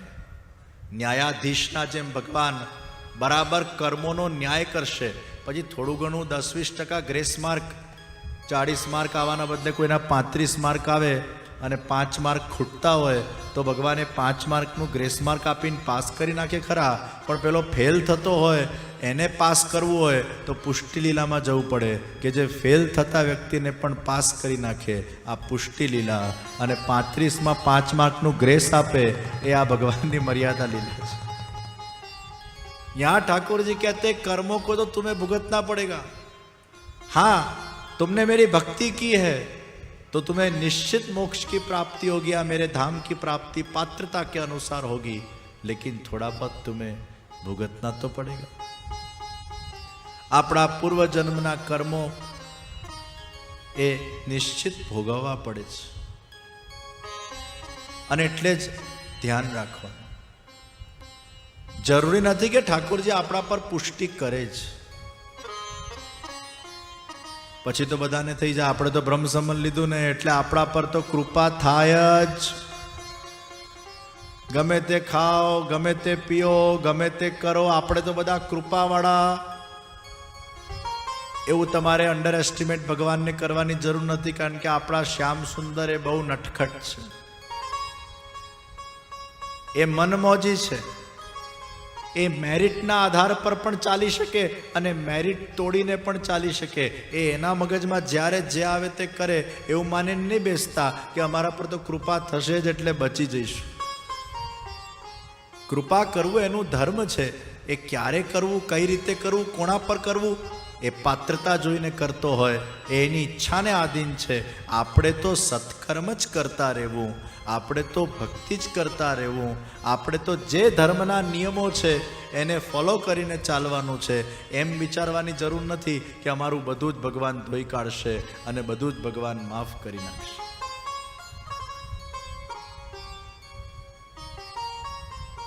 तो पूर्व जन्म के कुछ कर्मों को भुगतना पड़ता અને પૂર્વજન્મનો બહુ મોટો પ્રભાવ પડે છે. 252 વૈષ્ણવની વાર્તામાં આવે છે કે એક દીકરીના લગ્ન થયા. જે પરિવારમાં એના લગ્ન થયા એ પરિવારમાં બહુ કોઈ વૈષ્ણવ નહોતા, પણ આ ગુસાઈનજીની સેવિકા હતી, એને બ્રહ્મ સંબંધ લીધેલું. કૃષ્ણ ભક્તિ એના રોમ રોમમાં હતી. પરિવારજનોને એને કહ્યું કે તમે બધા પણ ગુસાઈનજીના સેવક થાઓ. ગુસાઈનજી સાક્ષાત પૂર્ણ પુરુષોત્તમ છે. અને બધાને પછી ગુસાઈનજીના શરણમાં લઈ ગઈ. પછી એક દિવસ આ વહુ ઝરોખામાં બેઠી બેઠી કંઈક પ્રભુનું કાર્ય કરતી હોય છે. અને એ વખતે એક અન્ય ધર્મનો વ્યક્તિ એ વહુને ટગર ટગર જોયા કરે છે. હવે કોઈ તમને ટગર ટગર જોયા કરે તો તમને કેટલી બધી ઇન્સિક્યોરિટી થાય, આપણને બહુ ગમે નહીં. કોન્સ્ટન્ટ જોયા કરે. હવે પેલી વહુ પણ થાકી ગઈ. વળી પાછા બીજા દિવસે બેઠી, પાછું ત્યાં ને ત્યાં આવી જાય, જોયા કરે. પછી વહુએ ઘર પરિવારજનોને વાત કરી કે હું તો કંટાળી ગઈ છું આ વ્યક્તિથી. પછી સમાજમાં વાતો થવા લાગી કે આ વ્યક્તિ આને જોયા કરે છે. પછી એ લોકો એવું નક્કી કર્યું કે આપણે ગામ જ છોડી દઈએ. હવે ગામ છોડીને બધું બોરિયા બિસ્તર લઈને એ લોકો ગોકુલ શિફ્ટ થવાનો વિચાર કરતા હતા. ને ગોકુળ માટેની નાવ પકડી તો વળી પાછા પેલાને ખબર પડી ગઈ, પાછળ પાછળ એ પણ. તો ઘર પરિવારજનો કે જે રોગથી આપણે દૂર ભાગીએ છીએ, રોગ તો આપણા સાથે જ ચાલી રહ્યો છે. નાવડીવાળાને કીધું આ અમારો સાથેનો વ્યક્તિ નથી, એને બેસાડતા નહીં. નાવડી પકડી સીધા ગયા ગોકુલ, ગુસાઈજીના શરણમાં આવ્યા. અને ગુસાઈજીને જઈને આ લોકો હજી તો પ્રણામ કરે છે ને બેઠા. ગુસાઈજીએ પૂછ્યું કેટલા જણા આવ્યા છો? એ કે 4. ગુસાઈજી કે ના 5, ના 4. ગુસાઈજી કે હું કહું છું 5. પેલા લોકો એકબીજાનું મોઢું જોવા લાગ્યા. આપણે તો 4 જ છે, 5મું કોણ? તો ગુસાઈજી મુસ્કુરાઈને કહેવા લાગ્યા, પેલો જે તમે કાંઠે છે ને છોડીને આવ્યા ને એ 5. આ લોકો તો એકદમ આશ્ચર્યચकित થઈ ગયા. गुसाई जी महाराज को कैसे पता चली कि कोई हमारे पीछे पड़ा है? તમે એને છોડીને કેમ આવ્યા? મહારાજ એ તો અમારા પાછળ પડેલો છે. અરે એને બોલાવો. એને બોલાવ્યો અને ગુસાઈજીએ કીધું તમારે મહાપ્રસાદ અહીંયા જ લેવાનો છે. એ 5ની પાતળ કરી. અને જુઓ ગુસાઈજી કેટલા ફ્લેક્સિબલ છે. ક્યારેક કૃપા ધર્મમાં બિરાજે ને પછી પ્રોટોકોલ ના આવે. 3-4 લોકો અહીંયા બેઠા, એના વચ્ચે સાંગા માછી મંગાવી અને પોતે ગુસાઈજી સાંગા માછી પર બિરાજ્યા અને આ બાજુ પેલો યુવક એ ભોજન કરવા બેઠો. વિચાર કરો આ દૃશ્યને. ગુસાઈજી વચ્ચે બેઠા હોય અને આજુબાજુ લોકો જમતા હોય અને આપણા પેલા અમુક એકદમ પેલા જડ બુદ્ધિના લોકો એ વળી પાછા એમ કહેતા હોય કે આપણાથી છે ને હવેલીમાં પ્રસાદ ન લેવાય. હવે ગુસાઈજીએ સામે ચાલીને પ્રસાદ લેવડાવ્યો નથી, બેસ્યા પોતે. મારા સામે લો. એ કયો પ્રસાદ હતો? હવેલીનો પ્રસાદ હતો. અને પોતે બિરાજ્યા છે. કેટલા ફ્લેક્સિબલ છે.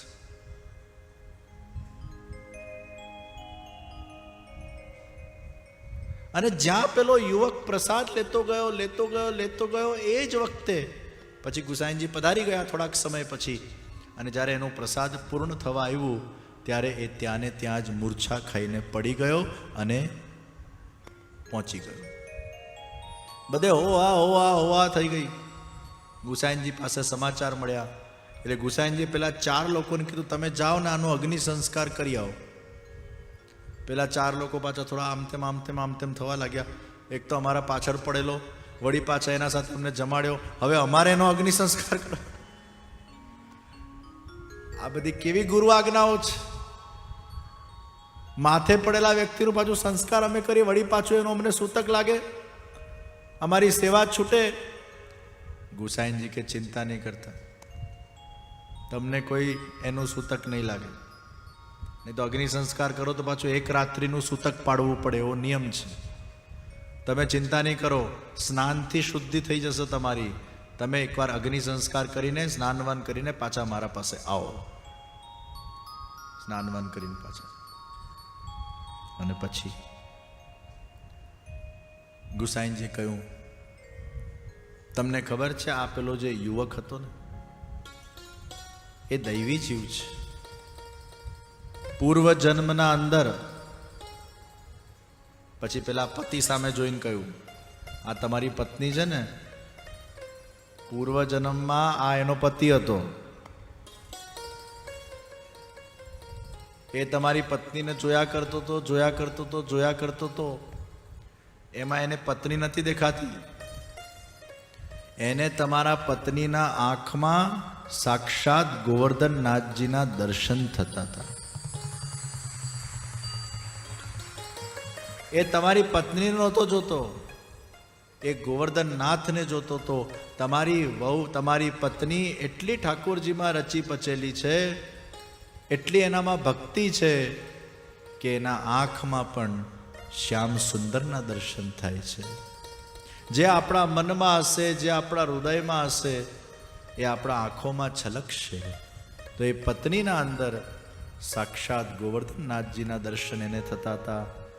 પૂર્વ જન્મમાં એનો જ પતિ હતો, પરંતુ એની પત્ની બહુ ભગવદ વાર્તા કરતી અને કોઈ પુરુષ આવીને બેઠો હશે અને એને મિસઅન્ડરસ્ટેન્ડિંગ થઈ ગઈ અને એને ભલા બુરી વસ્તુઓ પત્નીને પણ કહી, પેલા વ્યક્તિને પણ કરી, એનું અપમાન કર્યું, એનામાં ઈર્ષા પેદા થઈ, એનામાં દોષ ભાવ પેદા થયો, એને ખોટી રીતે કોઈને વગોવ્યા. ખોટી રીતે જ્યારે કોઈને પણ વગોવવામાં આવે, ખોટી રીતે કોઈને ચિતરવામાં આવે, ખોટી રીતે અગર કોઈને બદનામ કરવામાં આવે, એ બહુ જ મોટો અપરાધ છે. કોઈના માટે ગાળાગાળ કરવામાં આવે, કોઈને ખરાબ બોલવામાં આવે, એક વૈષ્ણવ બીજા વૈષ્ણવને ગાળ દે, કોઈ વૈષ્ણવ બીજા વૈષ્ણવ સાથે ખરાબ વ્યવહાર કરે, ઈર્ષાને દ્વેષ ઉત્પન્ન કરે, ઝઘડા ઝઘડી કરે, આ બધું આપણા ઠાકોરજીને ગમતું નથી. એ વ્યક્તિને પછી એ જન્મમાં એનો ઉદ્ધાર નથી થતો, એને પાછું જન્મ લેવું પડે છે. એટલે બીજા જન્મના અંદર એ પૂર્વજન્મના સંસ્કારો એના એઝ ઇટ ઇઝ રહ્યા અને બીજા જન્મમાં પછી ગુસાઈજીની કૃપાથી, ગુરુની કૃપાથી એનો ઠાકોરજીએ ઉદ્ધાર કર્યો છે. તો પૂર્વજન્મના સંસ્કારો બીજા જન્મમાં આવે છે. પૂર્વજન્મના અંદર અગર આપણે કેટલી પણ ભક્તિ કરેલી હોય, પણ જો આપણામાં ઈર્ષા, દ્વેષ, એકબીજા માટેની તિરસ્કાર ભાવના, એકબીજાની નિંદાઓ કર કરીએ, બસ દરેક વિષયમાં ખરાબ જ દૃષ્ટિ રાખવાની, ખોટું જ જોવાનું, નુક્સ જ કાઢવાના, આ પ્રકારની જો આપણી વૃત્તિ રહેશે, આપણે સારું જોઈ ન શકીએ, સારું સહી ન શકીએ, જો આપણા અંદર આ પ્રકારનું અગર વલણ હશે, તો ભલે ભક્તિ કેટલી પણ કરીશું, સેવા કેટલી પણ કરીશું, ક્યાંક ભગવાન પણ એ તમને એક જન્મ હજી આપશે અને એમાં વળી પાછો ફેરો લેવો પડશે અને પછી ઉદ્ધાર થશે.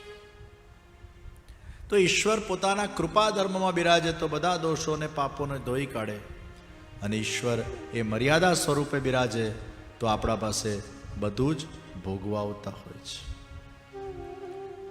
તો પૂર્વ જન્મમાં હે મુચકુંદ રાજા, તમે બહુ પશુઓની હત્યા કરી.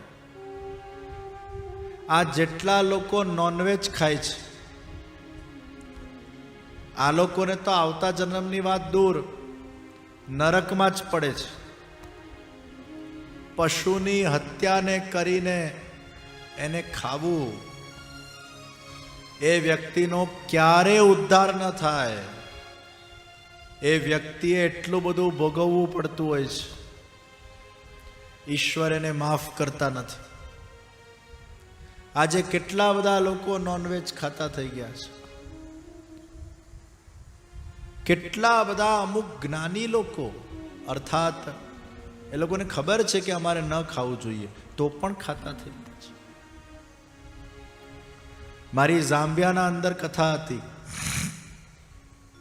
અને મારી ઝામ્બિયાની કથામાં આ રીતે જેમ અહીંયા અમારા યંગસ્ટર્સ બેઠા છે આગળ બેસતા, એવું એ કથામાં પણ લગભગ 30-40 છોકરાઓ આગળ બેસીને કથા સાંભળતા.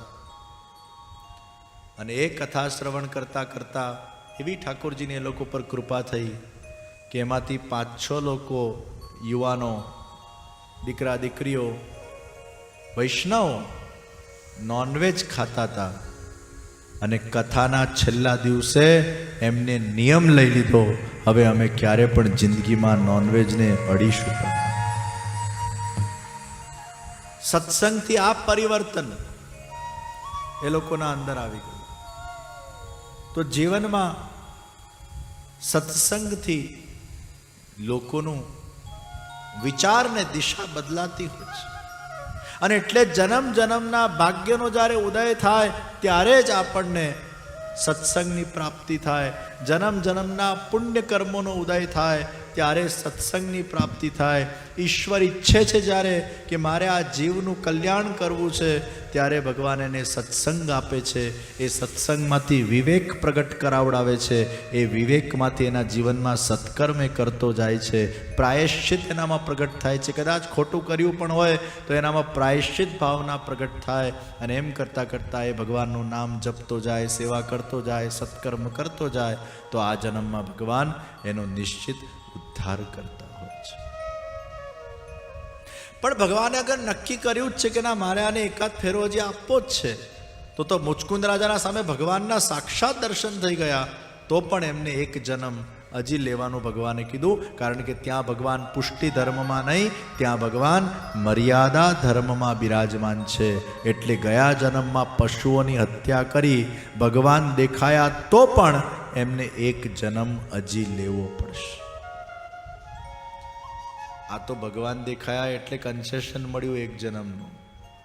આ જેટલા નોનવેજિયાઓ છે એમને કયા ભગવાન દેખાવાના? આ લોકોને થોડું કન્સેશન મળવાનું છે.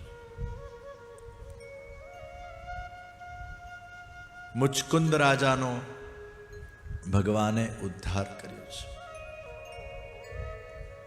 ભગવાન શ્રી કૃષ્ણએ દ્વારિકાના અંદર પોતાની દ્વારિકાપુરી નગરી વસાવી અને ભગવાન હવે દ્વારિકાધીશ બન્યા છે. બોલો દ્વારિકાધીશ કી.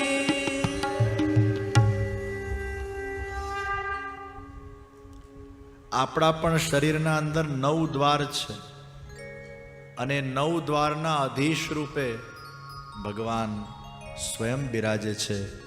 ભગવાન આપણા સૌના અંતર્યામી છે.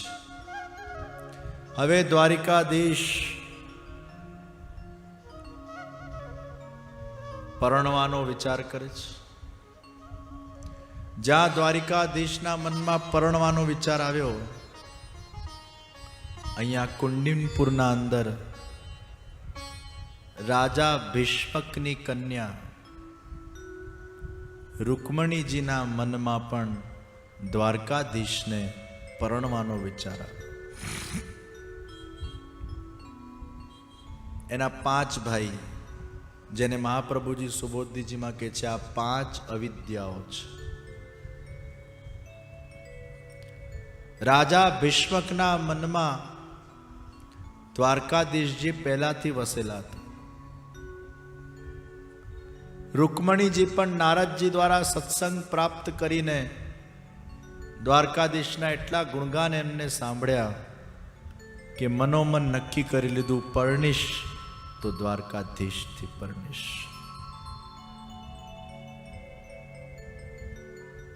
રાજા ભીષ્મકે રૂકમીને કીધું કે મારી ઈચ્છા છે કે દ્વારકાધીશથી રૂકમણીના લગ્ન કરાવીએ. તો રૂકમી નારાજ થઈ ગયો.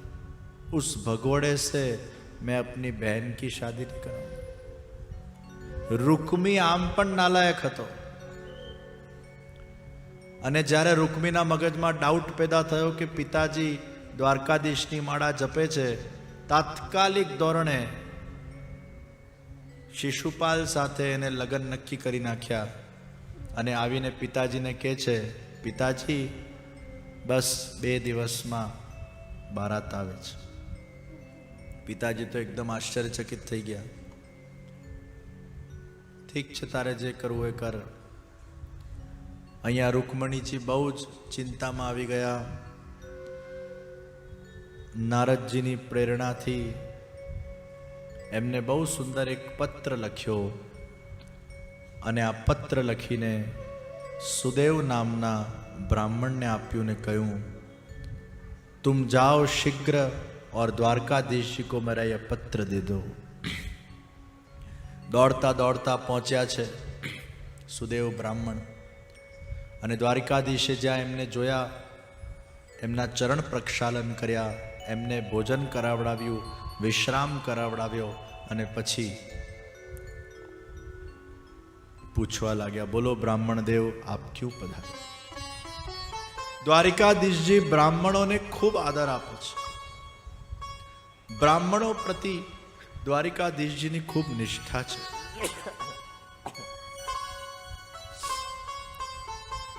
आप क्यों पधारे, कैसे पधारना हुआ? અને ત્યારે ब्राह्मणे કહ્યું, रुक्मिणी जी ने आपको ये पत्र भेजा है.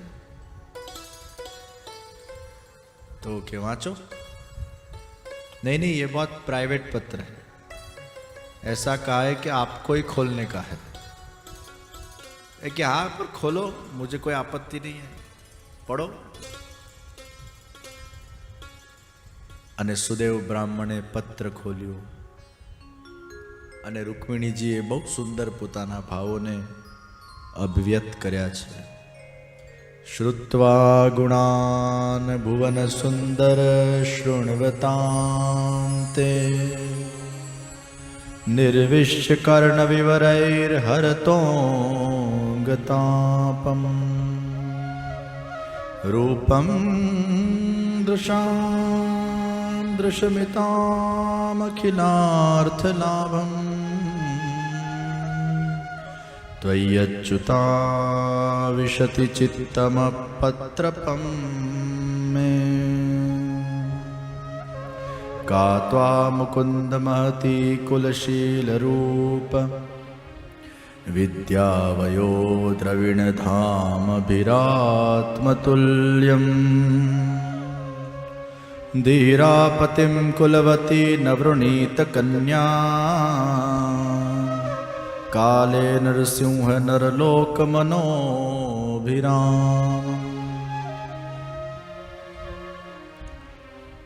हे त्रिभुवन सुंदर, आपके गुणों को सुनकर मेरे कर्ण के माध्यम से आपका एक स्वरूप मेरे हृदय के अंदर धारण हुआ है. चित्तम पत्रपम में आपका एक मैंने चित्र अपने मन में अंकित कर लिया है. कोई व्यक्ति ने आपने जोया ना होय अने कोई एना गुणगान गाय तो कई चित्र अपना मन में एनु बनवा लगे छे. અને એક કોઈ ચિત્ર જે આપણા મનમાં બન્યું એને આપણે આપણા મનમાં અંકિત કરી લઈએ છીએ કે આવા હશે. હજી જોયા નથી, કેવા હશે? આવા હશે. અત્યારે પણ આપણે જોઈએ છે સિરિયલો આવે એમાં રામાયણમાં જે રામ બન્યા હોય ને એટલે રામનું જ્યારે નામ બોલાય તો ઘણાને એ જ દેખાય, સિરિયલ વાળા રામ.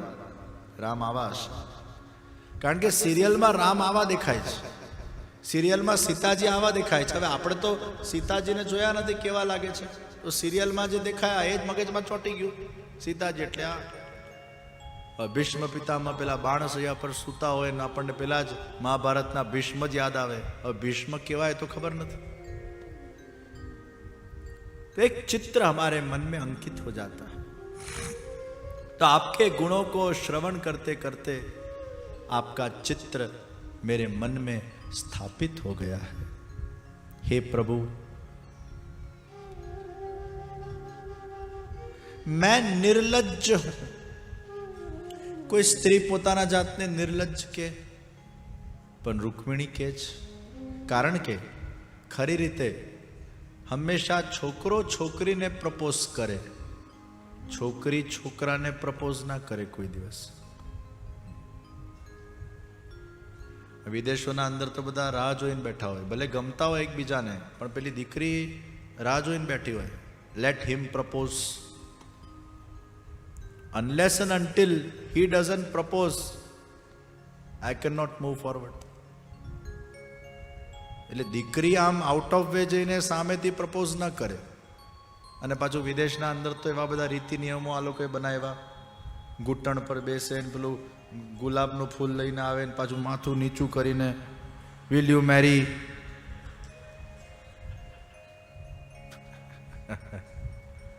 વળી પાછો ઘૂંટણ પર બેસે ઓન ધ નીઝ. લાવો આવો પાછો આ રીતે એક ભાવ પ્રગટ કરવો પડે. વળી પાછો ગુલાબનું ફૂલ. વિલ યુ મેરી? પછી પેલી હા પાડે, આઈ વિલ મેરી. પછી બધું તંત્ર ચાલે આગળ. તો અહીંયા रुक्मणी પોતાના જાતને કહે છે मैं निर्लज्ज हूं. क्यों? क्योंकि प्रपोज आपको मुझे करना चाहिए, लेकिन यहाँ तो विपरीत गंगा बह रही है, मैं आपको प्रपोज कर ली हूं. लेकिन પાછા કહે છે એમાં મારો વાંક નથી, વાંક તમારી સુંદરતાનો છે. એટલે જ શરૂઆત જ ત્રિભુવન સુંદરથી કરે છે. તમે એકલા સુંદર નથી, તમે ભુવન સુંદર છો. અત્યારે ભુવન સુંદરીઓને આપણે મિસ યુનિવર્સ કહીએ છીએ. મિસ યુનિવર્સ એટલે મિસ વર્લ્ડ, મિસ યુનિવર્સ, ભુવન સુંદર. કે આખા ભુવનમાં જે સૌથી શ્રેષ્ઠ કે સુંદર હોય. આમાં વાંક મારો નથી, લજ્જાનો વાંક તમારો છે, યાદ રાખજો. પાછું વાંક સામે ઢોળે છે. એકવાર તો કહી દીધું હું નિર્લજ્જ છું, પણ વળી પાછું આંગળી સામે ચીંડી છે. પોતાનું પાછું ખરાબ પણ ન લાગવું જોઈએ ને. આમાં મારો વાંક નથી, વાંક તમારો છે. તમે ભુવન સુંદર છો, તમે આટલા સુંદર છો કે કઈ એવી સ્ત્રી હશે કે જે તમારાથી પરણવા નહીં માંગતી હોય. એટલે હે ભુવન સુંદર,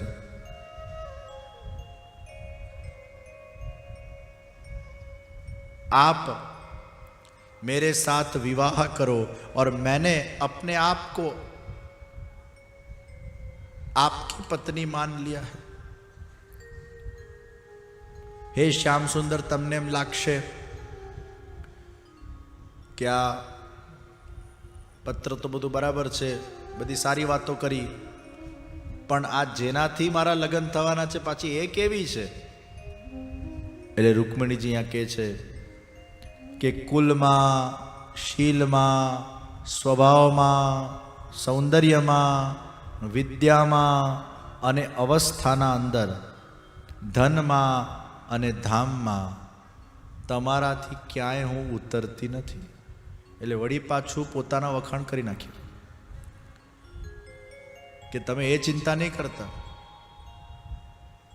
અહીંયા બહુ સરસ વાત રૂકમણીજી કરી કે પરણવું હોય તો શું શું જોવાનું?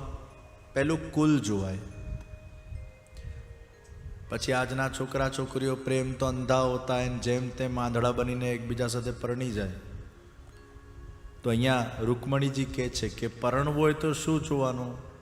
તો સૌથી પહેલાં કુલ જોવાનું, પછી બીજું શીલ જોવાનું, ત્રીજું એનો સ્વભાવ જોવાનો.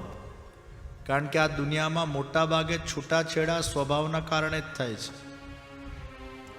શરૂઆતમાં તો બધું સારું લાગે, પછી બધાની જે સ્વભાવ બહાર આવે, અને એ સ્વભાવને તમે જો તમારા અનુકૂળ ના બનાવી શકો, એ સ્વભાવ સાથે તમે ટેકલ ન કરી શકો, એ સ્વભાવ સાથે તમે વ્યવસ્થિત રીતે અગર મેચ ના થઈ શકો, તો એ સ્વભાવના વચ્ચે રહેવું એ તમારા માટે કઠિન થઈ જાય.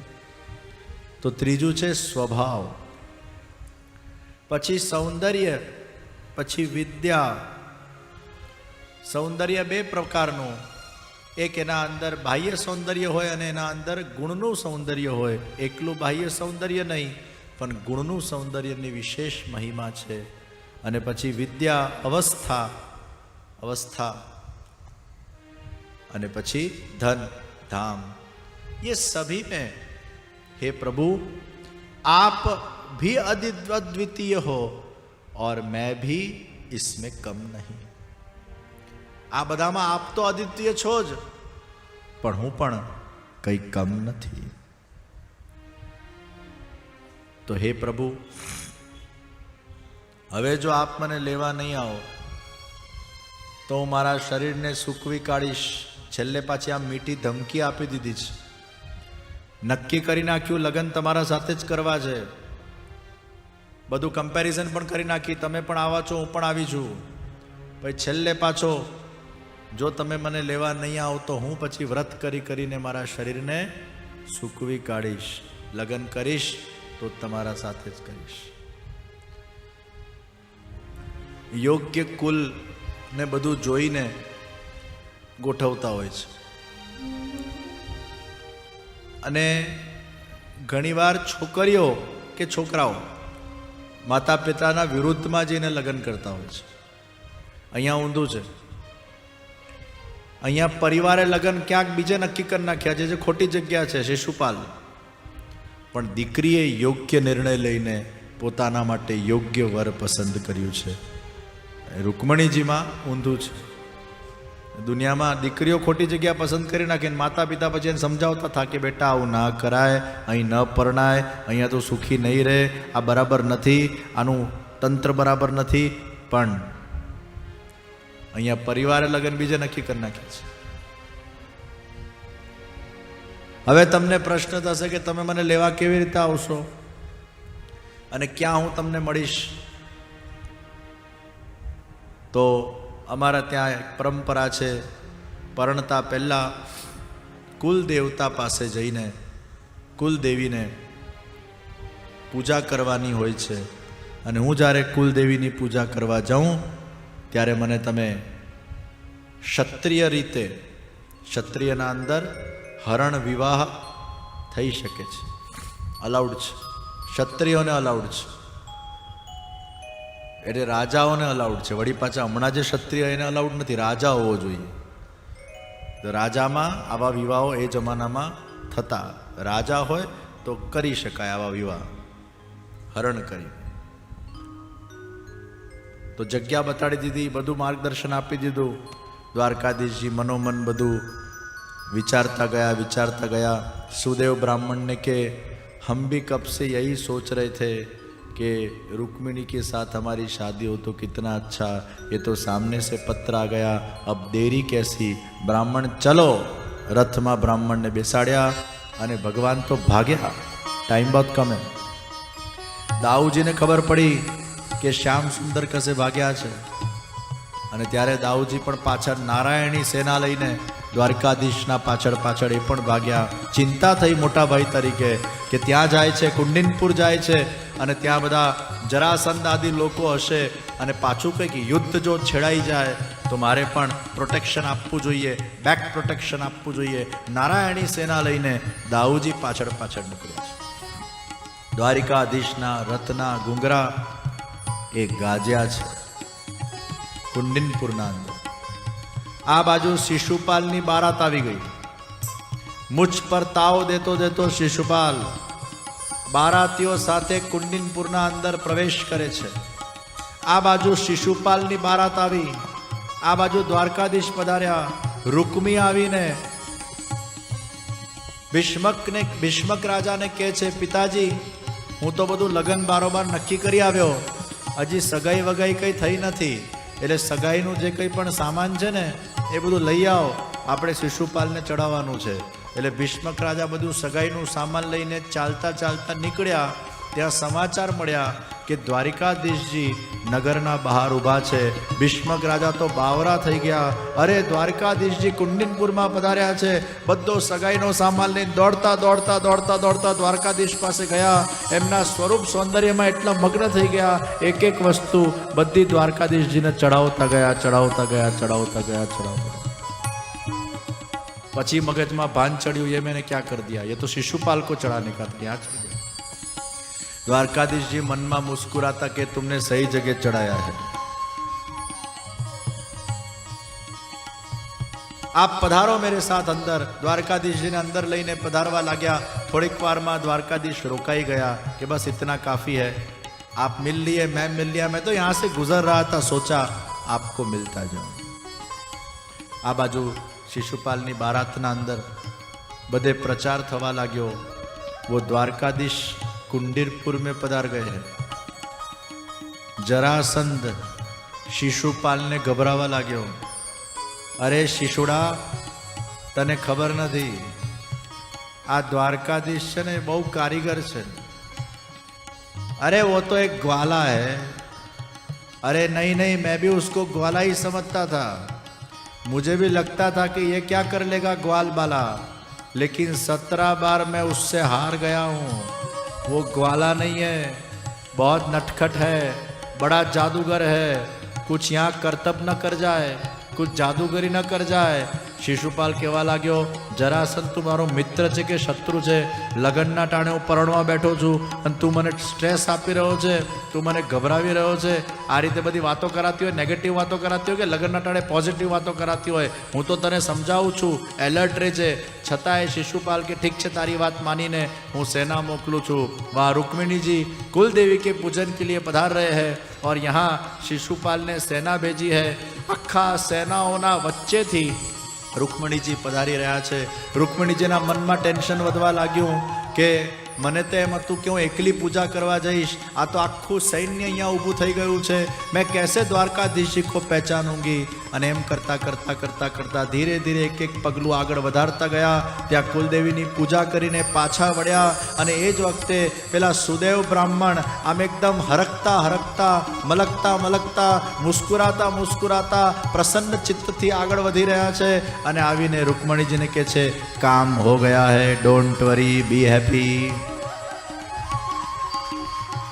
હવે રૂકમણીજીના જાનમાં જાન આવી. એમને એકદમ આમ શાંતિથી રિલીફ લીધી. હાશ, સુદેવ બ્રાહ્મણે બહુ સારા સમાચાર આપ્યા. રૂકમિણીજી બહુ જ પ્રસન્ન થઈ ગયા. પણ વળી પાછી ચિંતા થઈ, આટલા બધા સેનાના વચ્ચે હું એમને ક્યાં શોધું? રૂકમિણીજીનું એવું સૌંદર્ય હતું કે સૌંદર્યને જોઈને બધા સૈનિકો છક રહી ગયા, મૂર્છિત થઈ ગયા, મોહિત થઈ ગયા. અને એ બધા સૈનિકોને જોતા જોતા, કારણ કે રૂકમિણીજી તો શોધી રહ્યા છે દ્વારકાધીશને, પણ દ્વારકાધીશને શોધવા માટે પેલા સૈનિકોને જોવું તો પડે ને, આંખની દૃષ્ટિ તો આપવી પડે ને. અને જ્યાં રૂકમિણીજીના આંખથી આંખ મિલતા ગયા સૈનિકોને, ત્યાં ત્યાં ઢેર થતા ગયા. બધા સૈનિકોને આંખના જે બાણ વાગ્યા, એ આંખનું સૌંદર્ય જોયું, એવા હિપ્નોટાઇઝ થઈ ગયા કે એકદમ બાવરા બાવરા થવા લાગ્યા. એમને ખબર જ ન પડી કે લોકો શું કરી રહ્યા છે. અને એ અરસામાં દૂરથી દ્વારકાધીશજી આ ઊંચો હાથ કર્યો, આઈ એમ હિયર, ડોન્ટ વરી. और द्वारकाधीश जी पधारे. रुक्मिणी जी को लेकर रथ में उन्होंने विराजमान कर लिया. रथ आम वायु गतिए दौड़वा लाग्યું. અને પેલા સૈનિકો એકબીજાને કહેવા લાગ્યા, क्या चाल है, क्या ढाल है, क्या पीताम्बर है, क्या उसकी आंखें हैं, क्या उसके चरणारविंद है, अरे क्या उसका वक्षस्थल है, कैसे उसके बाहु है, कैसे उसकी उंगलियां थी, अरे कैसी उसकी छटा थी, अरे कैसे उसके बाल थे, अरे कैसा उसका मुकुट था, अरे कैसे उसके श्रृंगार थे. अरे वाह वाह, एक काला काला आया और रुक्मणी जी को ले गया. અહીંયા શિશુપાલની બારાત આવી. લગ્નની ચોરીમાં શિશુપાલ બેઠો અને ત્યાં કન્યા પધરાઓ, સાવધાન સાવધાન સાવધાન. કોઈ દોડતું દોડતું આવીને બોલ્યું, કન્યા ભાગી ગઈ, સાવધાન. રૂકમી એકદમ ક્રોધે ચડ્યો, સેનાઓ પાછળ મોકલી, સૈનિકો બધા આ મોઢું લટકાવીને આવ્યા शिशुपाल पास. अरे वो ऐसा जादूगर निकला, वो आया, हम तो एकदम मोहित हो गए. शिशुपाल એટલો ગુસ્સે થયો, બધાને મારવા માટે તૈયાર થયો. જરાસંધે રોક્યો, શાંતિથી બેસ ભાઈ તું. શિશુડા, મેં તને કીધેલું, આ દ્વારકાધીશ બહુ મોટો કારીગર છે, એ કંઈ ને કંઈ કરામત કરશે, પ્રયોજન વગર કોઈ કામ ના કરે. તે મારી એક નહીં માની. શિશુડા, હવે ચૂપચાપ તું બેઠો રહે, તારું કંઈ જ નહીં થાય. અરે મારે તો આત્મહત્યા કરવાનો વારો આવ્યો. જરાસંધ, તને ખબર છે મારી શું ઇજ્જત રહેશે? અહીંયા હું બારાત લઈને આવ્યો, ચોરીમાં બેસી ગયો, કન્યા ભાગી ગઈ, મારા તો લેવાના દેવા થઈ ગયા. હું ઘરે જઈશ તો લોકો મને કયા નજરોથી જોશે? હું હવે આત્મહત્યા કરી નાખવાનું, તો ડિપ્રેશનમાં આવી ગયો શિશુડો. ત્યારે જરાસંધે કીધું, શિશુડા, તારે જરા પણ ચિંતા કરવાની જરૂર નથી, ડિપ્રેશન લાવવાની જરૂર નથી, કારણ કે તું જે બેશરમ છે ને, હું પણ એટલો જ બેશરમ છું. तुम भी बेशरम हो. अरे मैं तो 17 बार उससे हारा हूँ, लेकिन मैंने भी कभी भी हार नहीं मानी. तू एक बार हारी गयो અને એમાં આટલો બધો ગભરાઈ ગયો? હું તો 17 વાર હાર્યો છું અને 18મી વારમાં મેં એને ભગાડ્યો. આપણે પુરુષાર્થ કરતા રહેવું. એક રૂકમણી ગઈ તો બીજી 10 આવી જશે.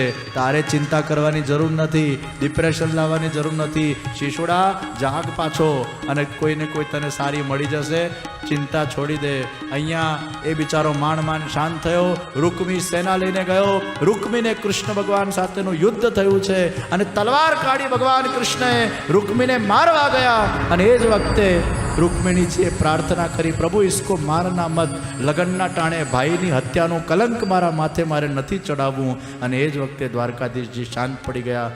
માથું વાથું વાળ કાપવા લાગ્યા, એની દાઢી મૂછ કાપવા લાગ્યા. બલરામજી એકદમ પધાર્યા. બલરામજી કે છે આ બધું શું નાઈનું કામ ચાલુ કરી નાખ્યું છે પરણતી વખતે? કે નાઈનું કામ નથી, આ તો એને મારવાનો હતો.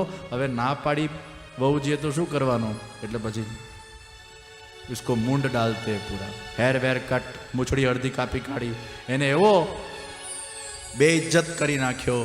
અને રૂકમીએ એવું વચન આપેલું કુંડિનપુર વાસીઓને કે જ્યાં સુધી રૂકમણીને નહીં લાવું પાછો, ત્યાં સુધી હું કુંડિનપુરના અંદર પ્રવેશ નહીં કરું. ભગવાન શ્રી કૃષ્ણ રૂકમણીજી સાથે ત્યાં પધાર્યા. માધવપુરના અંદર ભગવાન શ્રી કૃષ્ણ રૂકમણીના મંગલ શુભ લગ્ન સંપન્ન થયા છે. બોલો શ્રી કૃષ્ણ કનૈયા લાલ કી જય, શ્રી દ્વારિકાધીશ કી જય, શ્રી રાધે શ્યામ, શ્રી રૂકમિણી કૃષ્ણ કી જય, શ્રી રૂકમિણી દ્વારિકાધીશ કી